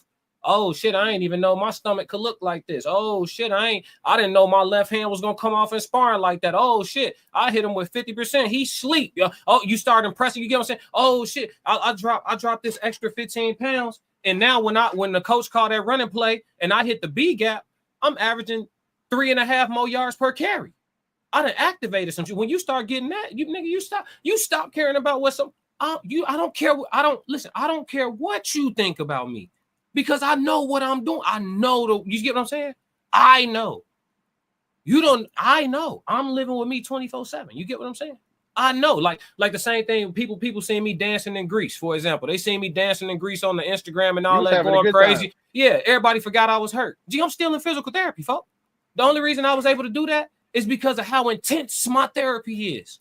I stopped posting in the gym and just got to work. That's why I was able to do a little 2-step. You see what I'm saying? Because of the work, bro. You know how many people go to therapy only, don't do none of their homework, don't do none of their drills at home, don't got nigga. I'm do it. I'm double time. I'm double time. I put up one of my best games after having a debilitating shoulder injury. That's what I'm telling you, and it was because of surgery. I mean, it was because of the physical therapy that I did afterwards. Like I was in physical therapy 4 times a week, but I'm also doing it at home, and I was able to come back like 4 months before I was supposed to be able to come back. That's what I'm telling you, bro. You know, you really can't care about what other people think when it comes to like your progress. That's what I'm telling you though. When it comes to nothing, when it comes to nothing, bro, I don't care. Listen, a chick that y'all would call a baddie, if she try to give me rejection energy, I'm giving her I don't want you anyway energy. We give it. No. But it's not reactionary. No, off rip, you walking up think your shit don't stink, and you think every dude you see wants you, and off rip, when you first lock eyes with me, the energy you getting from me is I don't want your ass. So yeah, it's not even, it ain't, and then what they do? They end up hitting on you. And listen, but I'm not pretending. Pretending. I really don't want you, shorty. I don't want you. I see everything about you. It ain't nothing. I don't want nothing to do with what you come with. You got the extra. You got the manicured nails that's more than half an inch. More than half an inch. Them joints hella stupid long. You know what I'm saying? They not them yours too. You done grew them hoes out. You get what I'm saying? You got somebody else hair on your head. You get what I'm saying? You got somebody else face on. You done contoured them ain't even your cheekbones no more. You done contoured your shit up to here. You feel me? You got on 3 different body sprays, and then you would smell good naturally if your diet was on point. You get what I'm saying? Like when you see so what I'm telling you is so when I tell you, when I look at the perceived baddie and it's the I don't want you energy, that shit genuine. And then they end up wanting your dirty draws. That's what happened. The funny thing about it is you give that off when you see one. You either have it naturally, you learn it, or for in my case, I learned this by being around them all day long at work every weekend, and it's genuine. It's genuine when it's like I'm not farming out here. You know what I'm saying? Like, oh, everybody want me, not me. I'm just here making some money. You know what I mean? Like you say whatever you want to say.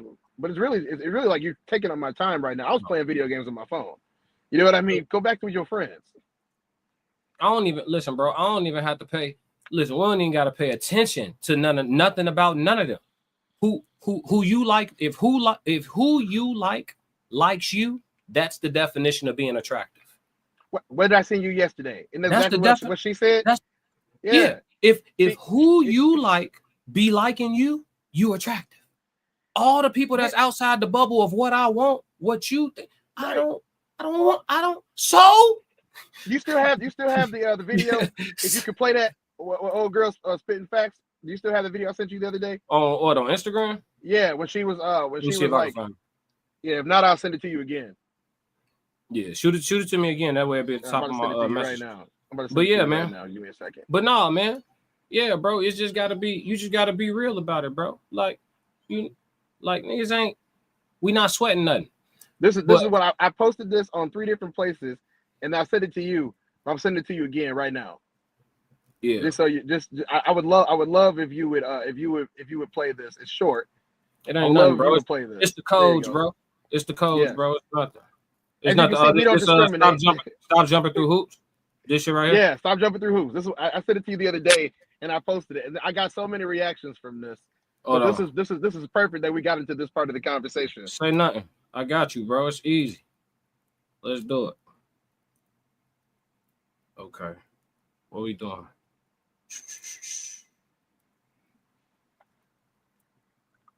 Let me see. All right. Stop jumping through hoops, right? Yes, there we go. To jump through hoops for a woman, she doesn't like you. If you are that guy doing all of the things right and trying to court her and buy her flowers and you're pretty much simping over her, she doesn't like you. Women are easy. Women will give it up to you if they like you. Women will let go of all of their supposed standards when they like you. When they like you, they suddenly want to cook for you. They want to take care of you. It's in our nature to be naturally nurturing and take care of people. So if she's not taking care of you, it's because she doesn't like you. So if you're doing 100 things and you're thinking in the back of your mind, like, yeah, she banged her ex-boyfriend on the first night that she met him. Yeah, exactly. It's because she actually liked him and she doesn't like you. And no, do I know why women play these mind games? Absolutely fucking not. But I'm going to tell you, it is the same for every single woman. The moment that we like a man, all of our supposed standards go out the window. It's like we have a mind fog and we're fucking stupid and we're easy. Women that like you will sit there and watch you play video games. Women that like you will sit there and like your favorite sports team. The women that like you will cook, clean, and take care of you. Women that like you get a little bit jealous. If she doesn't get jealous, she doesn't fucking like you. If you talk about other women and she doesn't care and she's nonchalant, it's because she doesn't like you. I can't stress this enough. If you are doing everything and doing it. All right. Yeah. I mean, yeah, that was enough from her, but you get the gist. Yeah, no lies told. I mean, no lies told. But shit, we could use that as the closer. Let's get off this question of the day, man. Yeah, shit. Yeah.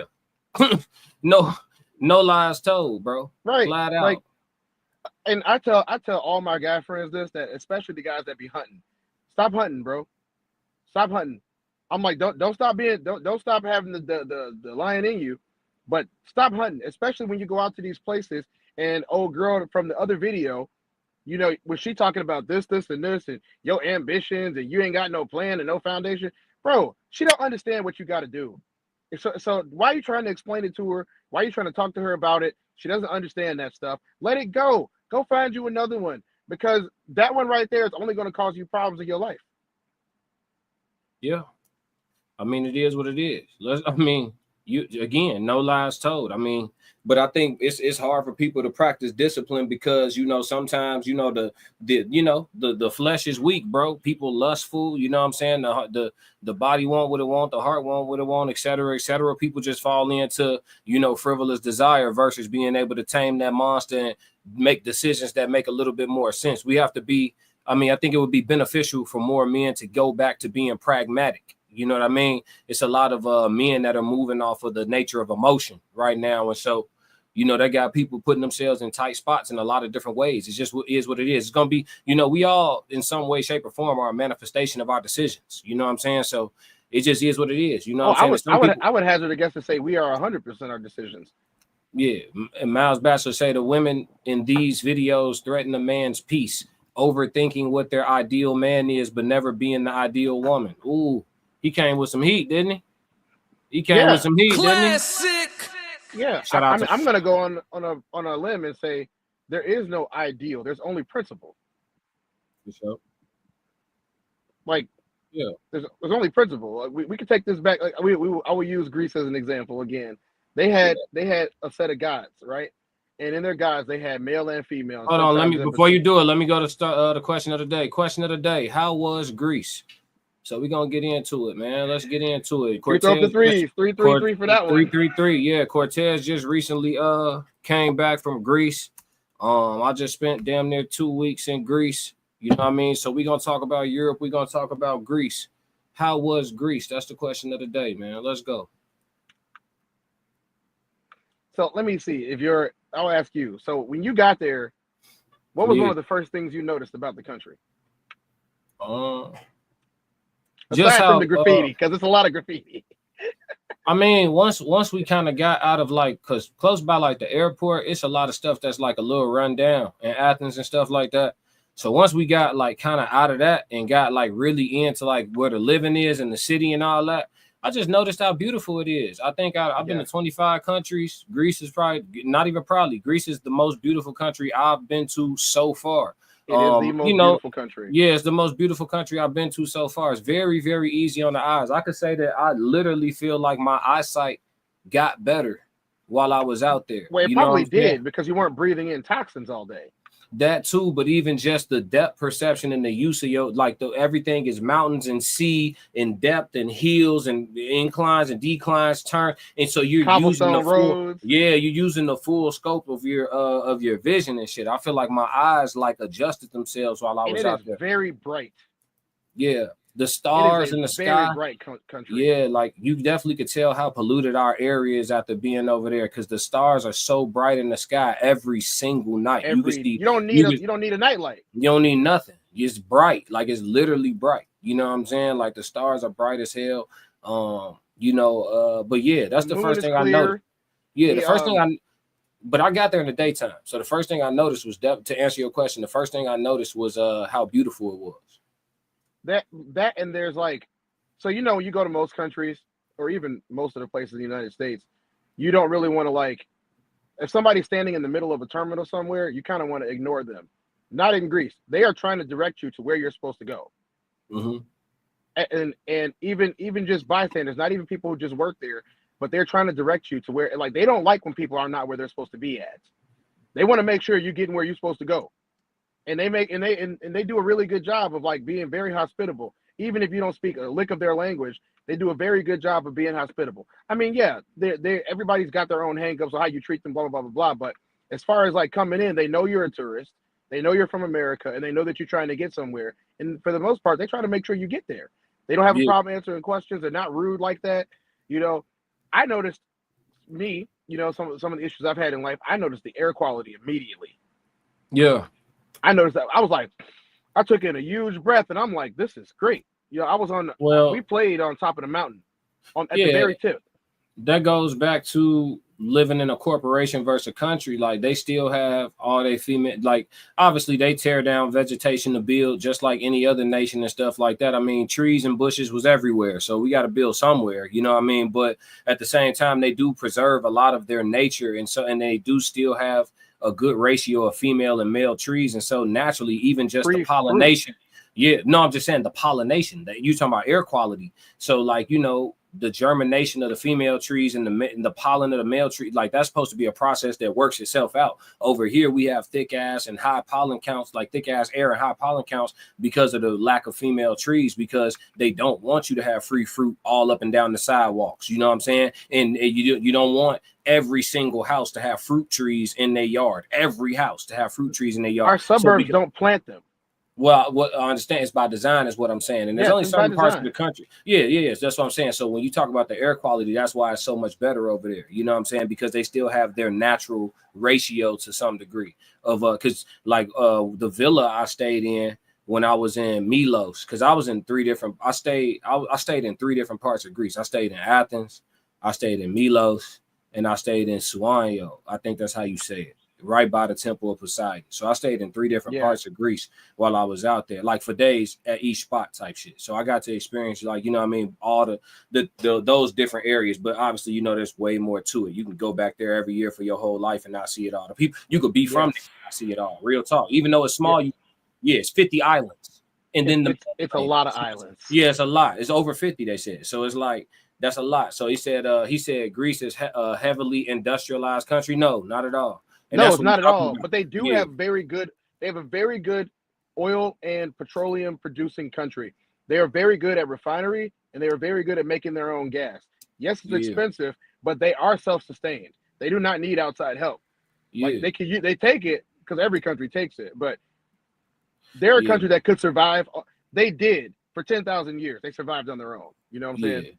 Yeah, for sure. Like, we can even talk about, like, the vegetation out there. Since we already were talking about air quality, we could segue into, like, the nutrition aspect of it. Like, the villa I stayed in when I was in Milos, that's what I was going to say. The villa I stayed in when I was in Milos, they fed us breakfast off the trees, like, every day. So they took olives off the trees and made the olive oil. Then they'll whip some of it into, like, this little, like, almost like a mayonnaise, like a little spread. Then they took, like, the berries and stuff, cleaned them off, gave us, you know, we had fresh fruit plates. And then some of the stuff obviously wasn't off the trees. Everything didn't grow in the yard, but it was all, like, freshly pulled from where it was from. Like, we had they made it either that day or the night beforehand. No, it was that day. It was that. There was no, because out there they don't believe in like refrigerators and stuff. So everything that needs to stay cold, they just put it on ice. You see what I'm saying? So it's like once you cut this pineapple, its intentions is to be consumed today. It ain't no dice the pineapple up, put it in a plastic container, put it on the shelf, and then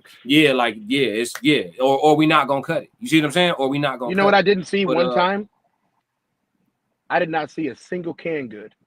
No, ain't none of that. And then like even like the ingredients, certain ingredients are just illegal over there. So like for example, like I saw like my little niece, she was drinking Fanta. You know what I'm saying? It's the different. whole time.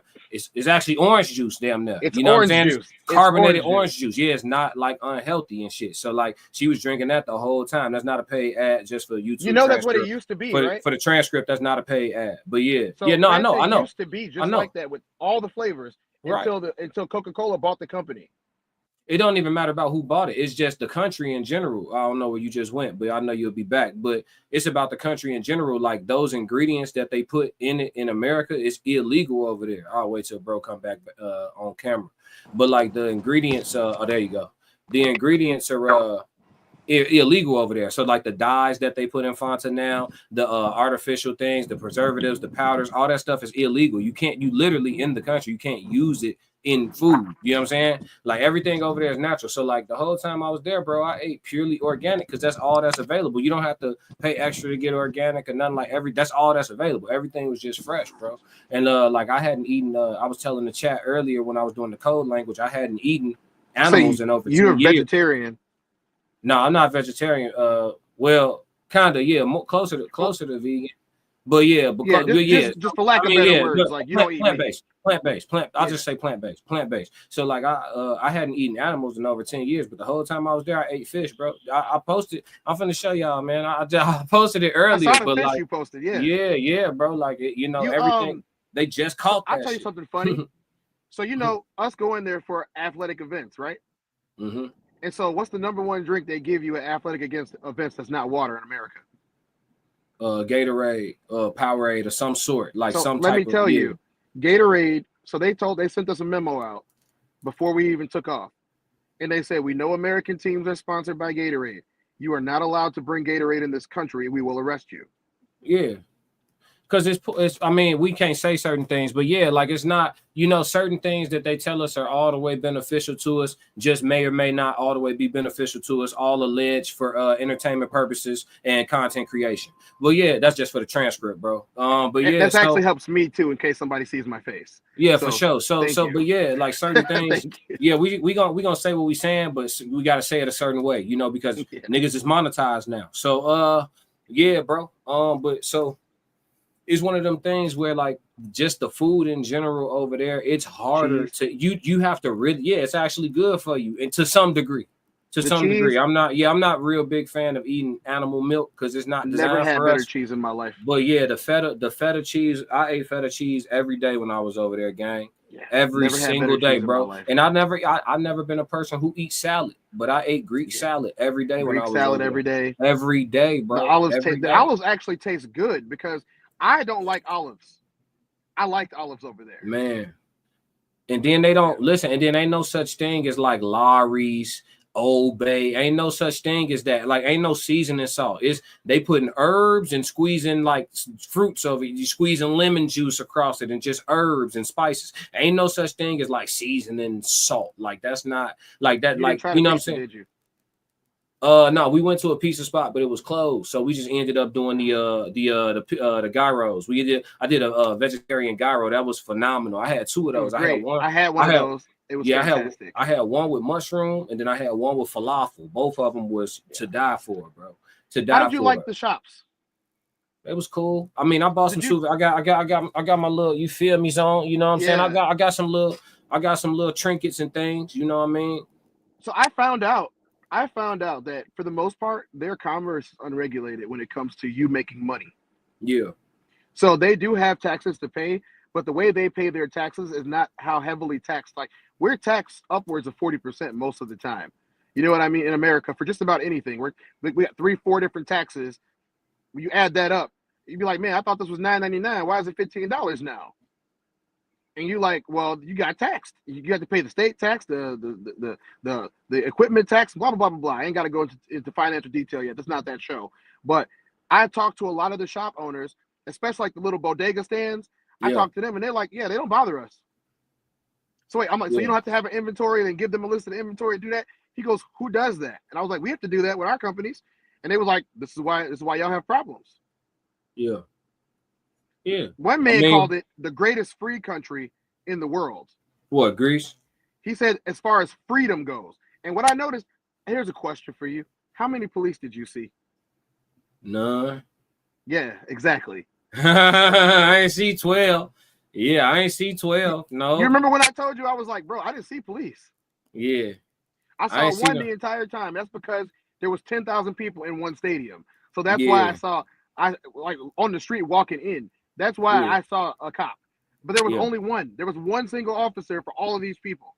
Yeah, I didn't see the police, bro. I didn't. And then, like, on top of that, too, it just wasn't. Oh, we got a question. Miles Bachelor said, how's the treatment of melanated people? Thanks for answering my questions. Oh, yeah, for sure. Oh, come on, Miles. You know how we doing, man. We mentioned that earlier. Classic. Yeah, I wasn't black. I was American. I wasn't black. And that's not like they just look at you like me. I'm tall, like I'm 6'2", so some people looked at me kind of like, oh, are you an athlete or whatever? But nobody like approached me like that or whatever. A lot of people approached my cousin, you know what I'm saying? Because he is actually one. So I mean, he's 6'5", you know what I'm saying? He built exactly like an NBA player and shit. So yeah, a lot of people walked up to him while I was right next to him, like, hey, do you by chance play in the NBA? Blah, blah, blah, type shit like that. But for the most part, like they'll assume you play a sport or just shit, nothing at all. For real. Like they brains don't even work like ours. Their brains don't work that way. Yeah, they don't see people and just start making assumptions and shit. You know what I'm saying? Like I will say this though, I didn't see nobody, and obviously I didn't get to go too far inland because I know they right by, it's close as hell to Africa, so it's Africans there for sure. But I didn't see very many people I didn't see nobody there that looked like me. So when I tell they have Africans, I saw a bunch of Africans. Well, they right by Africa. They right by Africa. Yeah, but they Africans, right? They not like right. So I didn't see across the street. Yeah, but I didn't even see Africans. I just know they there. But I didn't see anybody that looked like me. Like how I look, I didn't see nobody that looked like how I look at all. So when I tell y'all this, I say this: the way the women looked at me was surprising. I didn't have any expectations, but they looked at me like, like the, when they asked for the fudge to go on top of the 2 scoops of vanilla, that's how they was looking at me, like the hot fudge, folks. I ain't gonna lie to you, and I'm not a person that move with arrogance, like, oh yeah, all the women want me. Nah, like literally, I have my shades on, I hop out, I'm walking around, can't nobody see what my eyes is, and I'm just looking around, and I'm talking about they looking at me like, one chick went so far as to be biting her whole lip up. I said, damn, it's like that for me out here, just little old me. I said, shit, yeah. But no, I didn't have no expectations. I didn't even think about it. But listen, if you got that glow, you can go out there and do it. You can have it your way. It's Burger King. I ain't gonna lie. They are very nice to us. I will say that much. And I will leave it there. Leave it right there. Leave it right there. They were very nice to us. Yeah. And I ain't got to make no more comments, but they're very nice to us. Yeah. He said salt is just a preservative, I guess, but it's natural salt out there like that. It's rock salt. You know what I'm saying? They're getting it from the sea. Yeah, the salt. Yeah, you see what I'm saying? It's totally different. Anonymous said, I am Greek and Greece is not free. It's just lawless. Everyone does what he wants, and that's why we are in the shitter. We need laws. Shit, I feel you. I ain't gonna argue. I can't argue with your experience. Yeah, you from there. I was just there for 2 weeks. I'm just telling you what they told me. Yeah, I didn't even talk to nobody about how it is. I like lawless. You know what I'm saying? That's kind of my speak. He said, govern yourself. I'm one. I just put it like this. I ain't gonna tell y'all how I vote, but I'm one who believe in people, handling their own shit. Let me put it like that. I believe in the least government interruption possible. That's what I like. If I could, nigga, I'd be Tarzan, bro. Like, yeah, I like it. I like it when everything fair and square. You said that earlier though, and I agreed with it because it's the truth. When she was asking the question, when she was like, why didn't anybody call the police? I didn't know anybody was supposed to. Yeah, exactly. My point. So I'm consistent. here. I didn't know anybody was supposed to call the police. I kind of now being from it, I could see why you will see it different. You see what I'm saying? But it's a matter, like I said, everything is perspective. This person, we can't tell them they wrong, they from it. You know what I'm saying? And how they feel is how they feel. It's just like somebody visiting Chicago and telling me, oh, Chicago is the absolute dopest city of the whole state. You know what I'm saying? Me being from it, I may or may not agree with you. You know what I'm saying? Is it cool and popularized for me to agree with you when I'm out of town? Like, yeah, my crew, where I'm from is the dope. But shit, I ain't gonna, for living, I wouldn't choose either one of my favorite states. But my favorite state to visit is New York. So I don't like. Yeah, I could never live there. Yeah, I would never want to. I'd have to be mega paid if I was gonna have to live in New York. I'd have to be mega paid, and that's not just about having money. It's just because the just how you move in New York is different. Yeah, but it's just dope. It's dope atmosphere, dope vibes. It's a lot of culture in there because it's right off the coast like that. So you got all them different cultures in there, man. The club atmosphere, the music, the way the DJs spin, mix, blend, all that stuff is just so unique, man. And it's just real cool, And if you're a person who believe in self-protection and stuff, you don't have to have all the fears of like bro, I'll catch the subway at 10 p.m. It's all good, bro. Like, you know what I mean? Like You just it's a certain way you move, and when you know how to move like that, you could do it. So that's like because you can do A and you can box. Yeah, but being something facts, you know what I'm saying? Lay some shit that, but being in Greece and like somebody saying, oh, like if there's a situation, just understand there's really no police to come help. Shit, I wasn't looking for them. You see what I'm saying? So that, like, for me, that's not a con. That's the major difference. But I can respect how it's a con for this person. I can see how they could see it that way. For sure, I liked being left alone, and I liked not being over policed. Yeah, exactly. But see, I enjoy being able to do what I wanted to do. But it's a difference of perspective because of where we from. You see what I'm saying? And what we from. You see what I'm saying? So I can't go more than a mile without seeing a police officer in the United States. Right. And them looking at you sideways just because of your presentation off rip. You see what I'm saying? So it's two different conversations and ain't nobody wrong. But I like that, man. You know what I'm saying? That's why we here. I know you see me trying to crack the code. Yeah, man. So. But yeah, bro. Other than that, the beauty of it, the sea, the Mediterranean Sea. Let me talk about that a little bit. I love the Mediterranean. I think the Mediterranean probably for me, and this is a big statement, but I think it's past the Atlantic Ocean for me, bro. Yeah, man. Like the water is phenomenal. Once you get past the fact that it's abundantly salty, you appreciate the fact that there's no real danger of sharks for real, no real danger of predators for real. You know what I'm saying? And once you get past, like once you in this big ass body of water, you like, man, I know it got to be some big shit swimming through here at some point. But now, because the water is so salty, the major predators don't really. They don't go in the Mediterranean like that. Not too crazy, unless you real close to the line where it meet the ocean. You kind of don't really, you know what I'm saying? If you know what I mean? So, bro, caves, rock structures, all the mountains in the water, you know what I'm saying? Just the beauty of it, the whole thing, and then swimming in it, you don't really got to swim because it's so salty that you. Was it cold when you got there? Because the water was freezing when I was there. No, it wasn't. It was perfect. It tell you. Yeah, absolutely. It was tell you. No. It was. It was maybe if I would have waited a month, it would have been a bit warmer. Yeah, I went about a month after you, so you're right. I went about a month after you, so you're right. But it's like it was absolutely perfect, man. I can't lie to you, and I stayed in the water, and you just kind of float, bro. You don't even. I'm a good swimmer, but you don't even have to be. Like the water literally holds you up. If you drown, I got one negative. What? So my only negative is because I'm Americanized, and this is why this is a negative for me. The Greek power grid. Oh no, go ahead. The Greek power grid is terrible. No, they do not use electricity as much as possible. You know what I mean? They try to make sure they're not using electricity. Like as much as possible, they try not to. And I don't blame them. But I'm Americanized. Everything is ran off electric here. We got some of our bills, our electricity bills cost more than what people spend in years in other countries. So I totally understand why they don't want to do that, or why they don't want to even spend the money to generate that much electricity. Yeah. I mean, I didn't have no issues with that because I was prepared. I had the power converter. Yeah, I brought my stuff. So the power grid was no issue for me. I had my converter with me. It did give me no problems.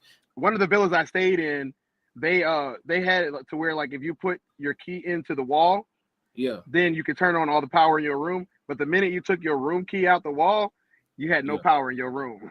So that's common though. Like in other countries, it is common. Yeah, they save energy, bro. They actually save energy. They don't have switches where you just flip it and forget you flipped it and you just run it. Yeah, they don't do that. Ain't none of that. You need. We're gonna make it to where you have to be intentional about this energy that you're using. Absolutely, you have to be doing it on purpose for sure. Yeah, I don't see a problem with that, man. I'm accustomed to that type of stuff, bro. Like I said, this wasn't my, and obviously it wasn't yours either. But like I've been, far, far away where shit is a lot different before. Miles said I will swim, but I need to be able to stand up. You want to stay away from large bodies of water, dog. If you need to be able to stand up, you just stick to the swimming pool, Miles. I ain't gonna. They got a pool right next to the ocean. You good? Yeah. They'll put a pool in the ocean for you. Saltwater pools. They were nice. That's another thing I saw. They was putting pools in the ocean. That's some shit I haven't seen before. They got these. They got these inflatables. I seen people having parties on them. So they got these inflatables that's in the sea, right? And there's a pool in the inflatable. So inside of this circumference of the floating inflatable, inside of this circumference, there's a netting at the bottom. So you don't have to worry about fish swimming all up on you, and you can't, it's only so deep. It's as deep as the netting goes. So it literally provides you like a swimming pool experience, but inside the sea. You know what I'm saying? And it's an inflatable. And then the shit had slides. It had slides. It had like this big ass inflatable, and they was having parties on them joints. I said, oh, they know how to kick it out here. Did you go to the boardwalk parties? No, I didn't go. No. Where they be on the beach with the big Nah, bro. I was in a lap of luxury, bro. I was in private villas, man, eating chef prepared, you know what I'm saying, cuisine, octopus. I saw you were up on the mountain at one point, weren't you? Yeah, I was. Yeah, I did. Yeah. Did you do the Jesus pose? Nah, man. No, sir. But bro, the Temple of Poseidon vlog is coming. I think we on vlog number 4 right now. So yeah, you're on the Temple of Poseidon vlog is coming, man. It's coming for sure. Miles said perfect. LOL. Yeah, tell ya. That's what we say in Greek. I enjoyed it. I will say this. The ants ain't no joke on the mountains. The ants are not a joke. If you mess with the ants, they will mess with you back.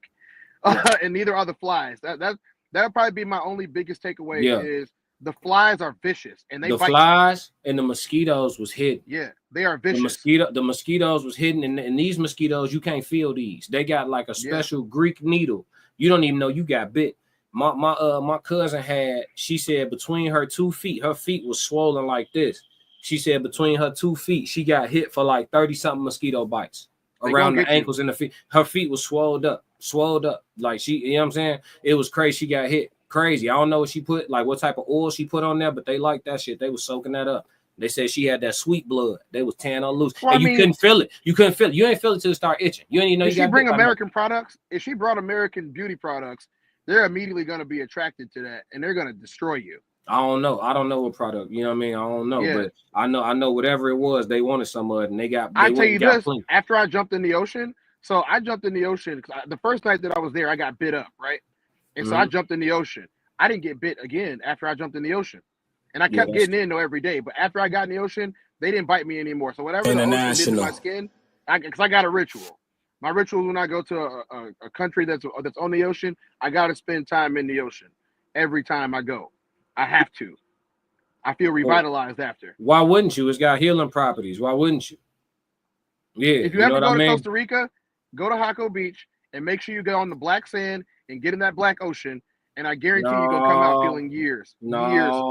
Hey, listen, Costa Rica just took one of ours, gang. That Black Ocean just took one of ours. Michael Jamal won it. Michael Jamal won it. That's where he did. Yeah, he was in Costa Rica. Yeah, I won't be swimming in Costa Rica and Costa Rica. On top of that, I'll tell you what he did. Wait, before you do, but on top of that, before Costa Rica is under travel advisory, bro. It ain't necessarily the safest place. I'm not really interested in having to put these on nobody, bro, because they think my bracelets is nice. I'm not, bro. I'm just trying to enjoy my vacation, bro. In some of them countries, they play too much. They do. Like all these dudes trying to be passport bros running to Dominican. Certain parts of the DR, bro, you don't want to be over there past a certain time. They play too much. And some people it's Limon. If you go to Costa Rica and you try to go to Limon like all of these brothers do, because Limon is where like the thick chicks are. Yeah. But Limon is super broke. I went to Jaco. So I landed here in San Jose every time. I hang out in San Jose, which is a major city, and then I go to Jaco. Jaco is where there's money in that beach. You know what I'm saying? But I think what Malcolm Jamal Warner did, because the current is very strong and the undercurrent is very strong there too. He probably was there and he probably went under when he was out a little bit too far, and it's next to a volcano called Fortuna, and that undercurrent swirls and swirls and swirls. It will pull you under. You're not coming back up. Why would they allow people to dive there? There are no lifeguards. Wait, so you said he probably was sailing where now? He probably was by Fortuna and Jaco, and he got caught in that undercurrent that comes up underneath. But this the thing, whoever was navigating a boat would have knew that though. And you know what I'm saying? Like the locals take care of you, bro. They're not gonna let you go swimming right there. They ain't never. I'll tell you this. I've been there multiple times, 3 now, and every time that we go out there, the locals look out for us. That's what I'm saying. Even when we're not wearing USA stuff. Yeah, I know they look out for us. Yeah, so whoever was, you know what I'm saying, navigating a boat, they're not gonna tell them this is a good spot to die. Like, okay, the yachts we was on in the sea, we had Ken and Eva had 3 yachts back to back, right? So we got the yachts like tethered together at a certain spot, you know what I'm saying, side by side.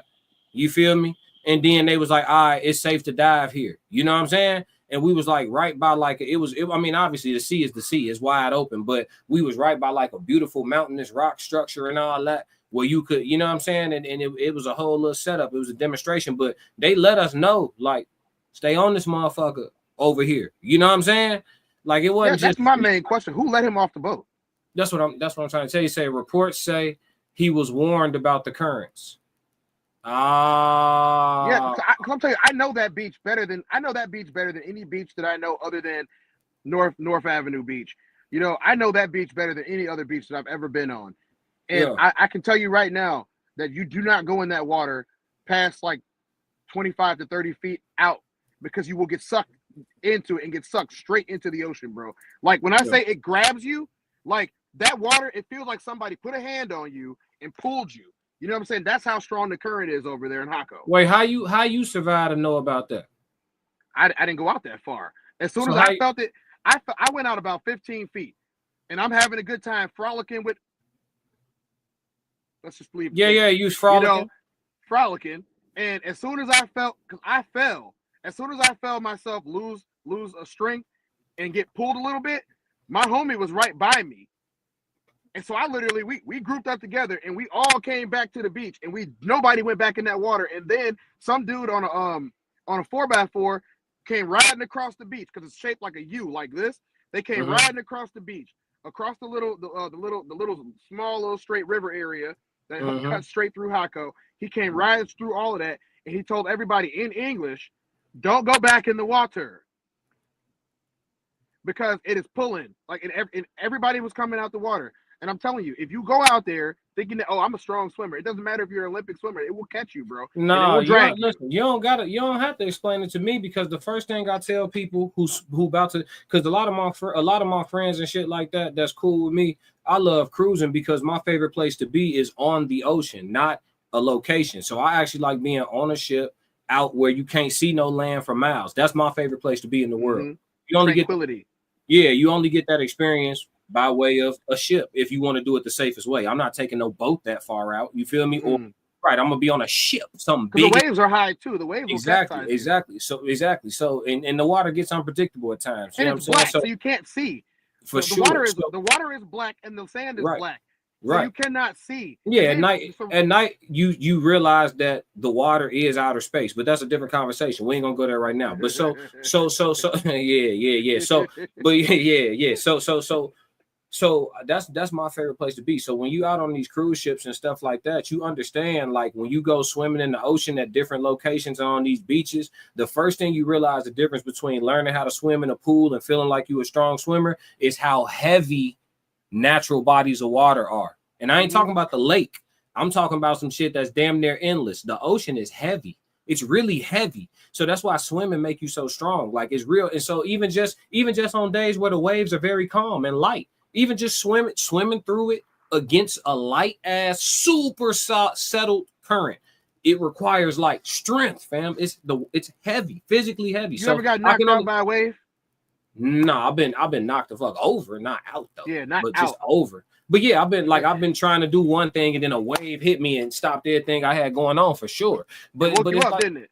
I mean, you just realize what you up against. You ain't gonna win that one. So you're not it's gonna win. Right. So it's not surprising to me when you say, okay, this body of water be pulling. If it's pulling at all, it's too much for one man to just outswim. It ain't gonna work. You know what I'm saying? You can be Michael Phelps and you still going bro. down. It's mother nature, bro. And they say the best way to win is to go with it. So when it pull, you just go with it. Hold your breath and don't panic. And then they say it get to a point where you can get underneath it and then find space to come out. But that will require, being calm. They say that's what surfers do a lot. because they deal with undercurrents. You know, them punks in the ocean 200 something days a year, so they dealing with all of it. You know what I mean? But back on Greece, the Mediterranean Sea ain't offer none of that, gang. You know what I'm saying? That shit hit different, boy. I wanted to swim in there for some hours, dog. I could have took a nap in that motherfucker. Well, the salinity also adds to buoyancy with you. Yeah, exactly. Yeah, so you just floating. You ain't really got to swim. You ain't got to work. And then like the fact that I'm gonna say this: never say never, right? Because can sharks and killer whales swim in that super salt water? Yeah, they can. You feel me? But they not known to. You know what I'm saying? It's not common, especially when you super far in. You're not close to the line. You know what I'm saying? So you have some level of peace of mind that ain't no predator finna come, change your life. You know what I mean? And you just lay back and just enjoy the healing properties of the salt water. It hit different, bro. Greece definitely somewhere like, motherfucker might have to get situated. You know what I mean? The real estate situation out there decent too. If you know, you know. A lot for sale. Yeah, kiddie pool, bro. Yeah. Yes, hey, that's if you need to stand, that's where you got to be, Miles. He said he need to be able to stand up. He definitely talking about the kiddie pool. But yeah, man. Aside from that, we talked about the food, we talked about the water, we talked about the beauty. There's only shark attack incident in Greece. There's only one shark attack incident in Greece in the last century. I appreciate that. Who is anonymous? Yeah, you gotta let us know who you is, man. You cool. But yeah, no, I get it. And so, like I said, I didn't see no signs of danger. You know what I mean? I was chilling. I didn't see a single shark. It was absolutely. I didn't see nothing with no fins at all. I mean, just fish. You know what I mean? I saw a lot of fish. Yeah, but it was awesome, man. I got kudos to Greece. Shout out to Greece, the most beautiful country I've seen thus far. If a different place take number one, I'll be here to support it. Report on it. But for right now, it's gonna be hard. It's gonna be hard, bro. Yeah, it's gonna be difficult, bro. It's got a little bit of everything. Yeah, it's very easy on the eyes and just the food. Again, the food, man. I ate so good and so much, and it was so fresh, bro. That's just the word, bro. Fresh is the word. Everything about it was fresh. I didn't have bad I didn't have any gastrointestinal issues. Mm-mm. Any of the stuff that I deal with a lot of American food, or why I had to change my diet in the first place. Yeah. I did not deal with that in Greece. I ate a whole pizza with toppings and all types of stuff, and I was fine. Yeah. Woke up in the morning and played a football game the next day with no issues. Yeah, for sure. Lost my inhaler in Greece. Let's go say that. Lost my inhaler during a game and was able, that whole first game that we played, I didn't have an inhaler for the whole game and nobody knew. Yeah. I mean, yeah, like I say, it's just dope. And I ain't gonna make it sound like it's perfect because shit, I mean, what country is, you know what I mean? But I could see myself setting up shop and not complaining about nothing because it just depends, and it depends on, the type of person you are too, like, what you want out of life and what is considered ideal to you, what's considered luxury. I'm more of a nature and manually doing things type of person versus like city living and convenience, right? I'd rather have to go cut the tree down and make wood myself versus like the convenience of sliding up to Myers and grabbing some pre-lit wood or whatever. You get what I'm saying? Like the easy life is perfect for you then. Yeah, that's what I'm trying to tell you. I like nature.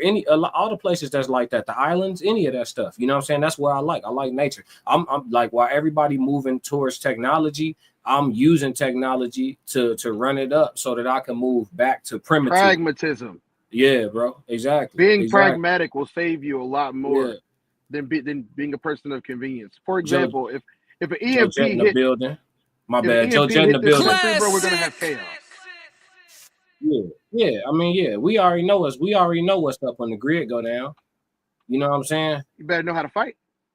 Well, listen, man. Everybody gonna have to go outside for something, and when you go outside, it's gonna be people that's worried about running into the wrong people, and there's going to be people that's the wrong people to run into. Fortunately for me, I'm the wrong people to run into. The wrong people to run into. Yeah. I'd rather be on that, to run into. Yeah, I'd rather be on that side of it all day, every day, all for entertainment purposes and content creation, allegedly. So yeah, man, we know how it's going to look when the grid go down. It's going to be zombie land, bro. So yeah, bro. But yeah, that was my take on how Greece was. Greece was absolutely amazing to me. I got me a little Greek tan. I ain't get too much darker, but I turned a little red. So you know what I mean? Mine is like I'm still dealing with it. Yeah. I feel good, man. It felt great. Good. I came back and I felt great. Yes, Lord. Shout out to Greece overall, for sure. Yeah, they were very hospitable people. Classic. One of the nicer countries that I've been in. Yep. But I'll yeah, go back. bro. I go back with you. Shit, I go back. Shit. Yeah, bro. I'm pulling up. I'm definitely pulling up. You might have to come visit me, nigga. I'm finna reload.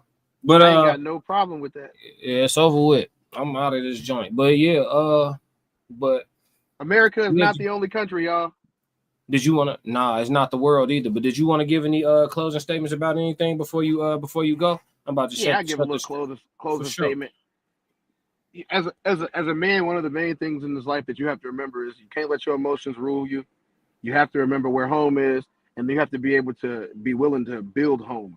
And unfortunately, a lot of people that you meet, let's clean it up to where the conversation was. A lot of women that you meet are not for you, and you have to realize they're not for you, and you can't tell them how to be for you. You can't try to make them be for you. You just got to keep it moving, man. Worry about yourself, worry about your family, and worry about what you're gonna do in life, and not worry about them. The right woman will find you. If you're an attractive dude, she will be attracted. It's pretty much that simple.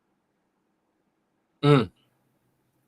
If you're not attractive, make yourself more attractive. Go to the gym. Stop eating crazy. Yeah. Stop smoking. Yeah. Stop smoking cigarettes and all the type of stuff that makes your skin ugly and bad to where you ain't radiating. Use some moisturizer. Hopefully some natural stuff. Do your thing. Anonymous said Greece is perfect for holidays, especially the islands, but we the locals are struggling financially due to corruption, plus the immigration issues. We'll be a minority soon in our own country.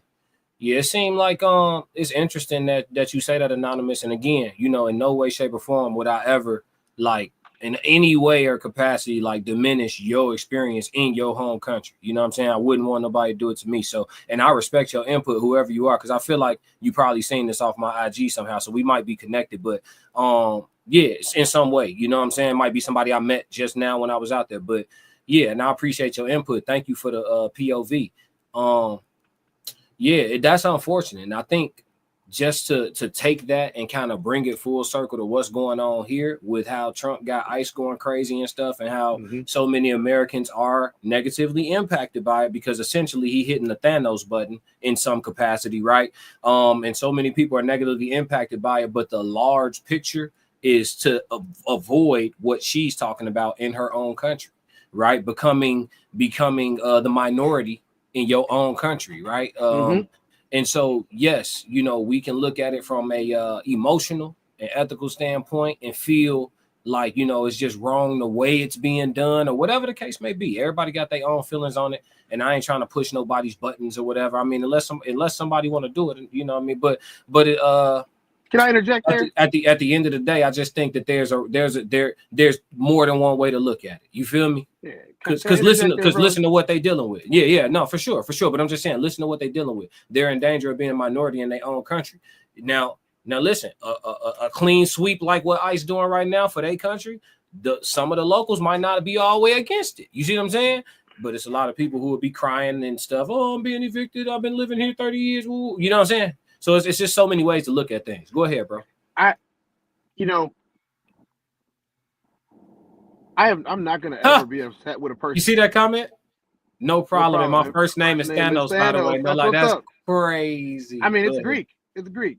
I will say I would never get upset with a person for.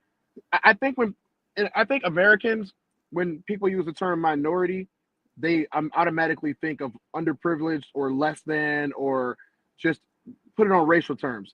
I don't think that the Greeks are using it the same way. I think that what they mean is foreigners who don't live here and never lived here, have no ties to the land, have not contributed to the land, are coming here and taking up shop, but not picking up any of the customs. And I think that's a huge issue that Greek knows this, probably the Greeks know this probably better than most because of the age of their country, that anytime they allow that, they kind of lose a little bit of themselves. We can see this throughout history. The same thing happened in Africa. The same things happen all over the world when you let too many people come from wherever they came from. And I'm not saying that, this is not a conversation about the ethics. This is not an ethics conversation, y'all. So please don't jump in my DMs about this.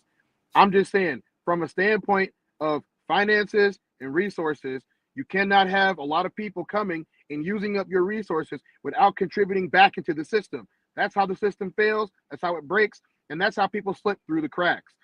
Yeah. What they mean by minority is, I'm sorry, if you move into my house and I got 3 kids, I don't have 3 kids. But if I have 3 kids, but you have 5 kids, me and my family just became the minority in my own house. Right. Exactly. Y'all have more voting power than we do, and that's not cool. Exactly. And the thing about it is, our nation has been herded. You know what I mean? Because I always talk about the flock being shepherded, right? And most people are under are in the matrix. Most people don't have the magic glasses on. If y'all don't know what I'm talking about, go look at my episode on the magic glasses. The blue pill, bro. But yeah, most people are under the blue pill. They under the thumb of the shepherd, right? And they're being herded to be we're an emotional country now. Everything in this country is about feelings and shit. How you feel about something. We became so emotional that we start feeling like penises and vaginas don't dictate a difference in sex. You know what I'm saying? That's how emotional we've become. You know what I'm saying? Allegedly all for content creation purposes and entertainment.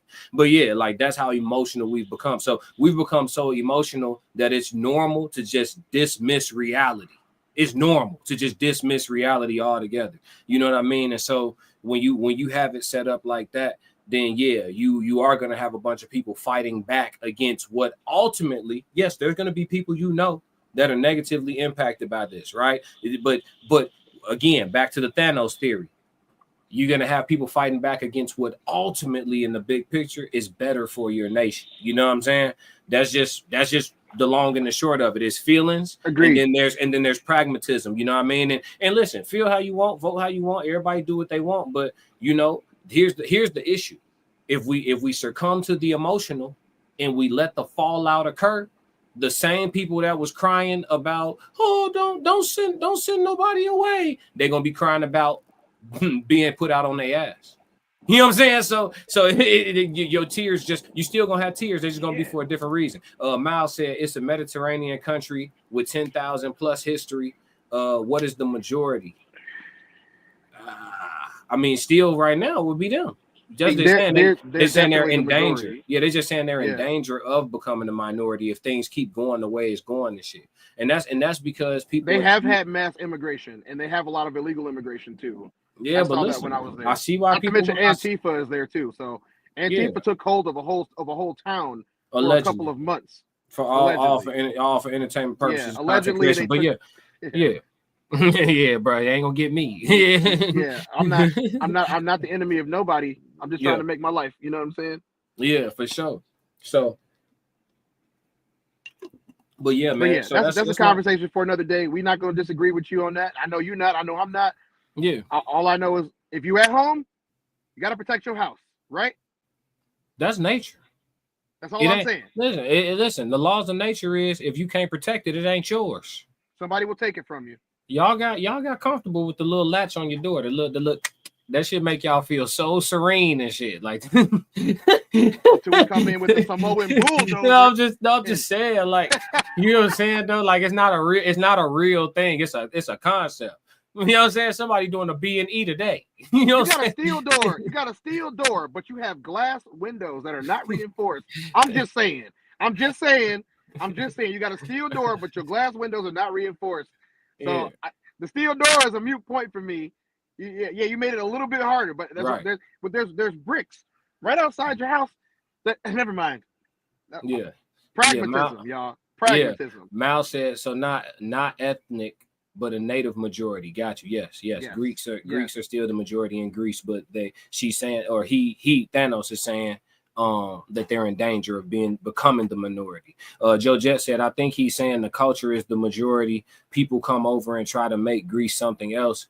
I don't think he means it racially. I think more it's not, they don't do like, that's what we're trying to tell y'all. Like in other countries, it's not like race. It's national, right? Like, okay, Giannis is African blood, but he's born in Greece, so he's Greek. You know what I'm saying? They're not gonna call him African Greek. He just Greek. He speaks the language. He grew up there. Ain't no African Greek. Yeah, so he's just Greek. He's just a Greek dude that's darker than the other Greek dudes because he was born only an American and raised thing.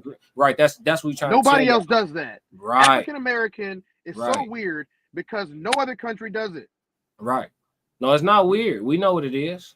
Yeah. No other country does that. We know what it is. But yeah, man. You just are. You could be light skinned, you could be dark skinned, you could be white skinned, you could be blue if they had blue people. They wouldn't care as long as you were Greek. Yeah. You from here, you from here. You know what I'm saying? So even they like it, even when you pick up the customs and you pick it up appropriately. Like I learned I learned a couple of phrases and things, and so I was using them frequently. Just the basic phrases that you would use a lot in everyday life when you visiting somewhere. You know, the thank yous, the you welcome, the very much, the this, that, and the third, the excuse me, etc. Like you learn these phrases, and when you actually pronounce them right and stuff like that, they actually appreciate, you know what I'm saying, that you immersing yourself to some degree into their culture, even if you're just there for a short period of time. You know what I'm saying? Go ahead, bro. Shout out to Oikos, not the yogurt, but the Greek American football team, the American style football team. They were very hospitable. They were some of the nicest people that I've ever met in my entire life, especially in the sport of football. Thank you guys. I'm sure I'm going to link this to y'all because y'all love everything Greece, and I don't blame you. Thank y'all for being as hospitable as you were. Thanks for renting the fields for us so that we could get some extra practice in. And just thank y'all for showing us around while we were there. We got to see a lot of stuff we probably wouldn't have seen as tourists because y'all were natives and y'all wanted to pick up. So we were able to glean from each other. We were able to work together. And I don't think we negatively impacted them by coming on their turf and being, the big fish in a smaller pond. I appreciate that a lot. And I hope that they get to come to America so we can show them out too. Yeah, for sure. Breathe some of this badass air and eat some of this fake ass food right quick. Go back home. Get fat real quick. Go back home, bloated. Yeah. Get fat. Go ahead, put on 20 pounds while you was here for a week. That shit gonna be on my mama straight to the hospital. Take some Ozempic home with you. Oh yeah, they gonna Pepto-Bismol. What you talking about? But yeah, Tez, thank you for joining as always, bro. You know I appreciate you, bro. I'm gonna give my chat the closing arguments, and then we done, bro. Love, bro. I see y'all in the chat. Thank y'all. Yes, sir. Yeah, man, that's the dog Cortez. I always appreciate when the chat join in, man, and have a conversation with me. You know, it's always all love. We sharing platforms across the way. As soon as he get his channel moving, we gonna link him, and y'all can sub and tap in with Cortez too. You know what I'm saying? Just another one of my brothers, just a little bit more radical than me, kind of like Mr. McBride. You know what I mean? Them boys are straight shooters, always ready to be natural born crash dummy. They definitely still bring, that amazing conversation. And so because of that, they always welcome. April, what's going on? Look, I'm almost 3 hours in. April, you just pulling up, but late is always still appreciated. Classic. You know what I'm saying? Much love. I know you probably was working on some of your own content. I see you doing your thing over there. Make sure y'all tap in. April, put the name of your channel in the chat right now so I can post it and let everybody know what's going on. Everybody get heavy on the like button. Classic. You got a promo on the like button right now. It's going for no charge at all. Heavy on the like button. Classic. Cortez said, April, look, the chat building a relationship. We doing a meetup soon. Get ready, Texas. Here we come. Classic. Yeah. As I go, we go. You know what I'm saying? So we're gonna be able to link up in person. We're gonna be able to tap in with everybody and each other. We're gonna be able to network. Here we go. Make sure y'all go follow this right now. Conversations with Soft Rain. That's the platform. Content coming very soon. She getting acclimated, getting her feet wet. Go ahead and tap in and get in tune with the brand early. I'm only gonna do this once. You understand what I'm saying? And as long as you collaborating with me, it's worldwide. International. You get what I'm saying? So make sure y'all tap in with Conversations of Soft Rain. I seen her jump off the couch. I had to say, now. You know what I'm saying? She jumped off the porch. All right now. Go ahead with your bad self, April. We see Classic. You. Make sure y'all go subscribe. Conversations with Soft Rain, man. It's only one way to do it, man. That's collaboration. And we're going to do it through great conversation, communication, man. We're going to take it to a whole nother level. She said, thank you. Oh, you most welcome. It's nothing. Classic. And make sure y'all tap in. I'm sure I'm going to have April back for some more conversation on the Queen Codes. That panel this month, the third Tuesday of this month, falls on the 19th. The Queen's Code podcast, the Queen's Code panel conversation. I will be hosting another group of beautiful women to have some conversations about different social things, relationships, all of the things. That's going to be on the 19th of this month. The 19th is when the Queen's Codes. That's the third Tuesday of every month. So y'all strap in y'all seatbelts. I'll probably post up the live stream weeks in advance so y'all can go ahead and just turn the notifications on, and we can make it a big ass party. Had 30-40 people watching live. Cortez got Ozempic for the low. Ha, he funny as hell. He's April said, I'll be there. Absolutely. We're going to mix the panel up a little bit, but we're going to keep a couple of the same faces. I got to see what the availability hitting for. But you know I'll be in touch with y'all soon, man. But the Queen Codes is going to be another classic. Classic. I told you ain't no stopping us. I went away for a couple weeks now, back, foot, pun, neck. I think I dropped 6 videos today, and we just live streamed for 3 hours. So I think it's safe to say we the hardest working men in show business. Classic. I'm saying we because it's me, myself, and now. One man band, one man army. We getting all the way to it. Ain't no stopping the show. Classic. Man. I gotta pop a little bit. It ain't no listen. Man, listen. You know when you subscribe to my channel, you know the content coming. You may not be interested in everything, but that shit just it's coming. It don't even matter. Oh, I see something I like every day. 2 or 3 I like every day. But it's 5, 6 dropping. We foot pun neck and he going live. We know he going live. We know we going live. It might be 2 people. It might be a panel of people. It might be him going one on nobody in the gym, getting some shots up. Y'all know how we coming, man. It's the classic code. Classic. But we ain't gonna do chat Q&A today. I feel like I fed the streets. We headed, 2 hours and 40 minutes. That's a good time to stop. Man, everybody drop a 333 in here if y'all enjoyed the show today. Everybody drop a 333 if you subscribe to the channel. Everybody drop a 333 if you rocking with me, man. And then you know what I'm gonna say. Hit the like button, hit the subscribe button, turn on the notifications. And if you don't do nothing else, for me, stick to the codes. We got another classic, man. Yes, Lord. Yes, Lord. Look at the boys filing. I'm going to let y'all comments come in. I ain't going to close the door like that. Yes, Lord. 333. Look at that. Yes, Lord. Yes, Lord. 333. Let me get in some action. Let me get in on that. Hold on. Let me get in on that. Yeah, 333. They coming in. The best in the business, man. The best in the business. For sure. The best in the business, man. I'm going to keep telling y'all till everybody believes me. You get what I'm saying? Make sure y'all stick to the codes. Classic codes, I ain't taking it slow. Forgive me, Lord, I woke up in that mode. Weathered the winters when left in the cold. Harden my heart and now harden the flow.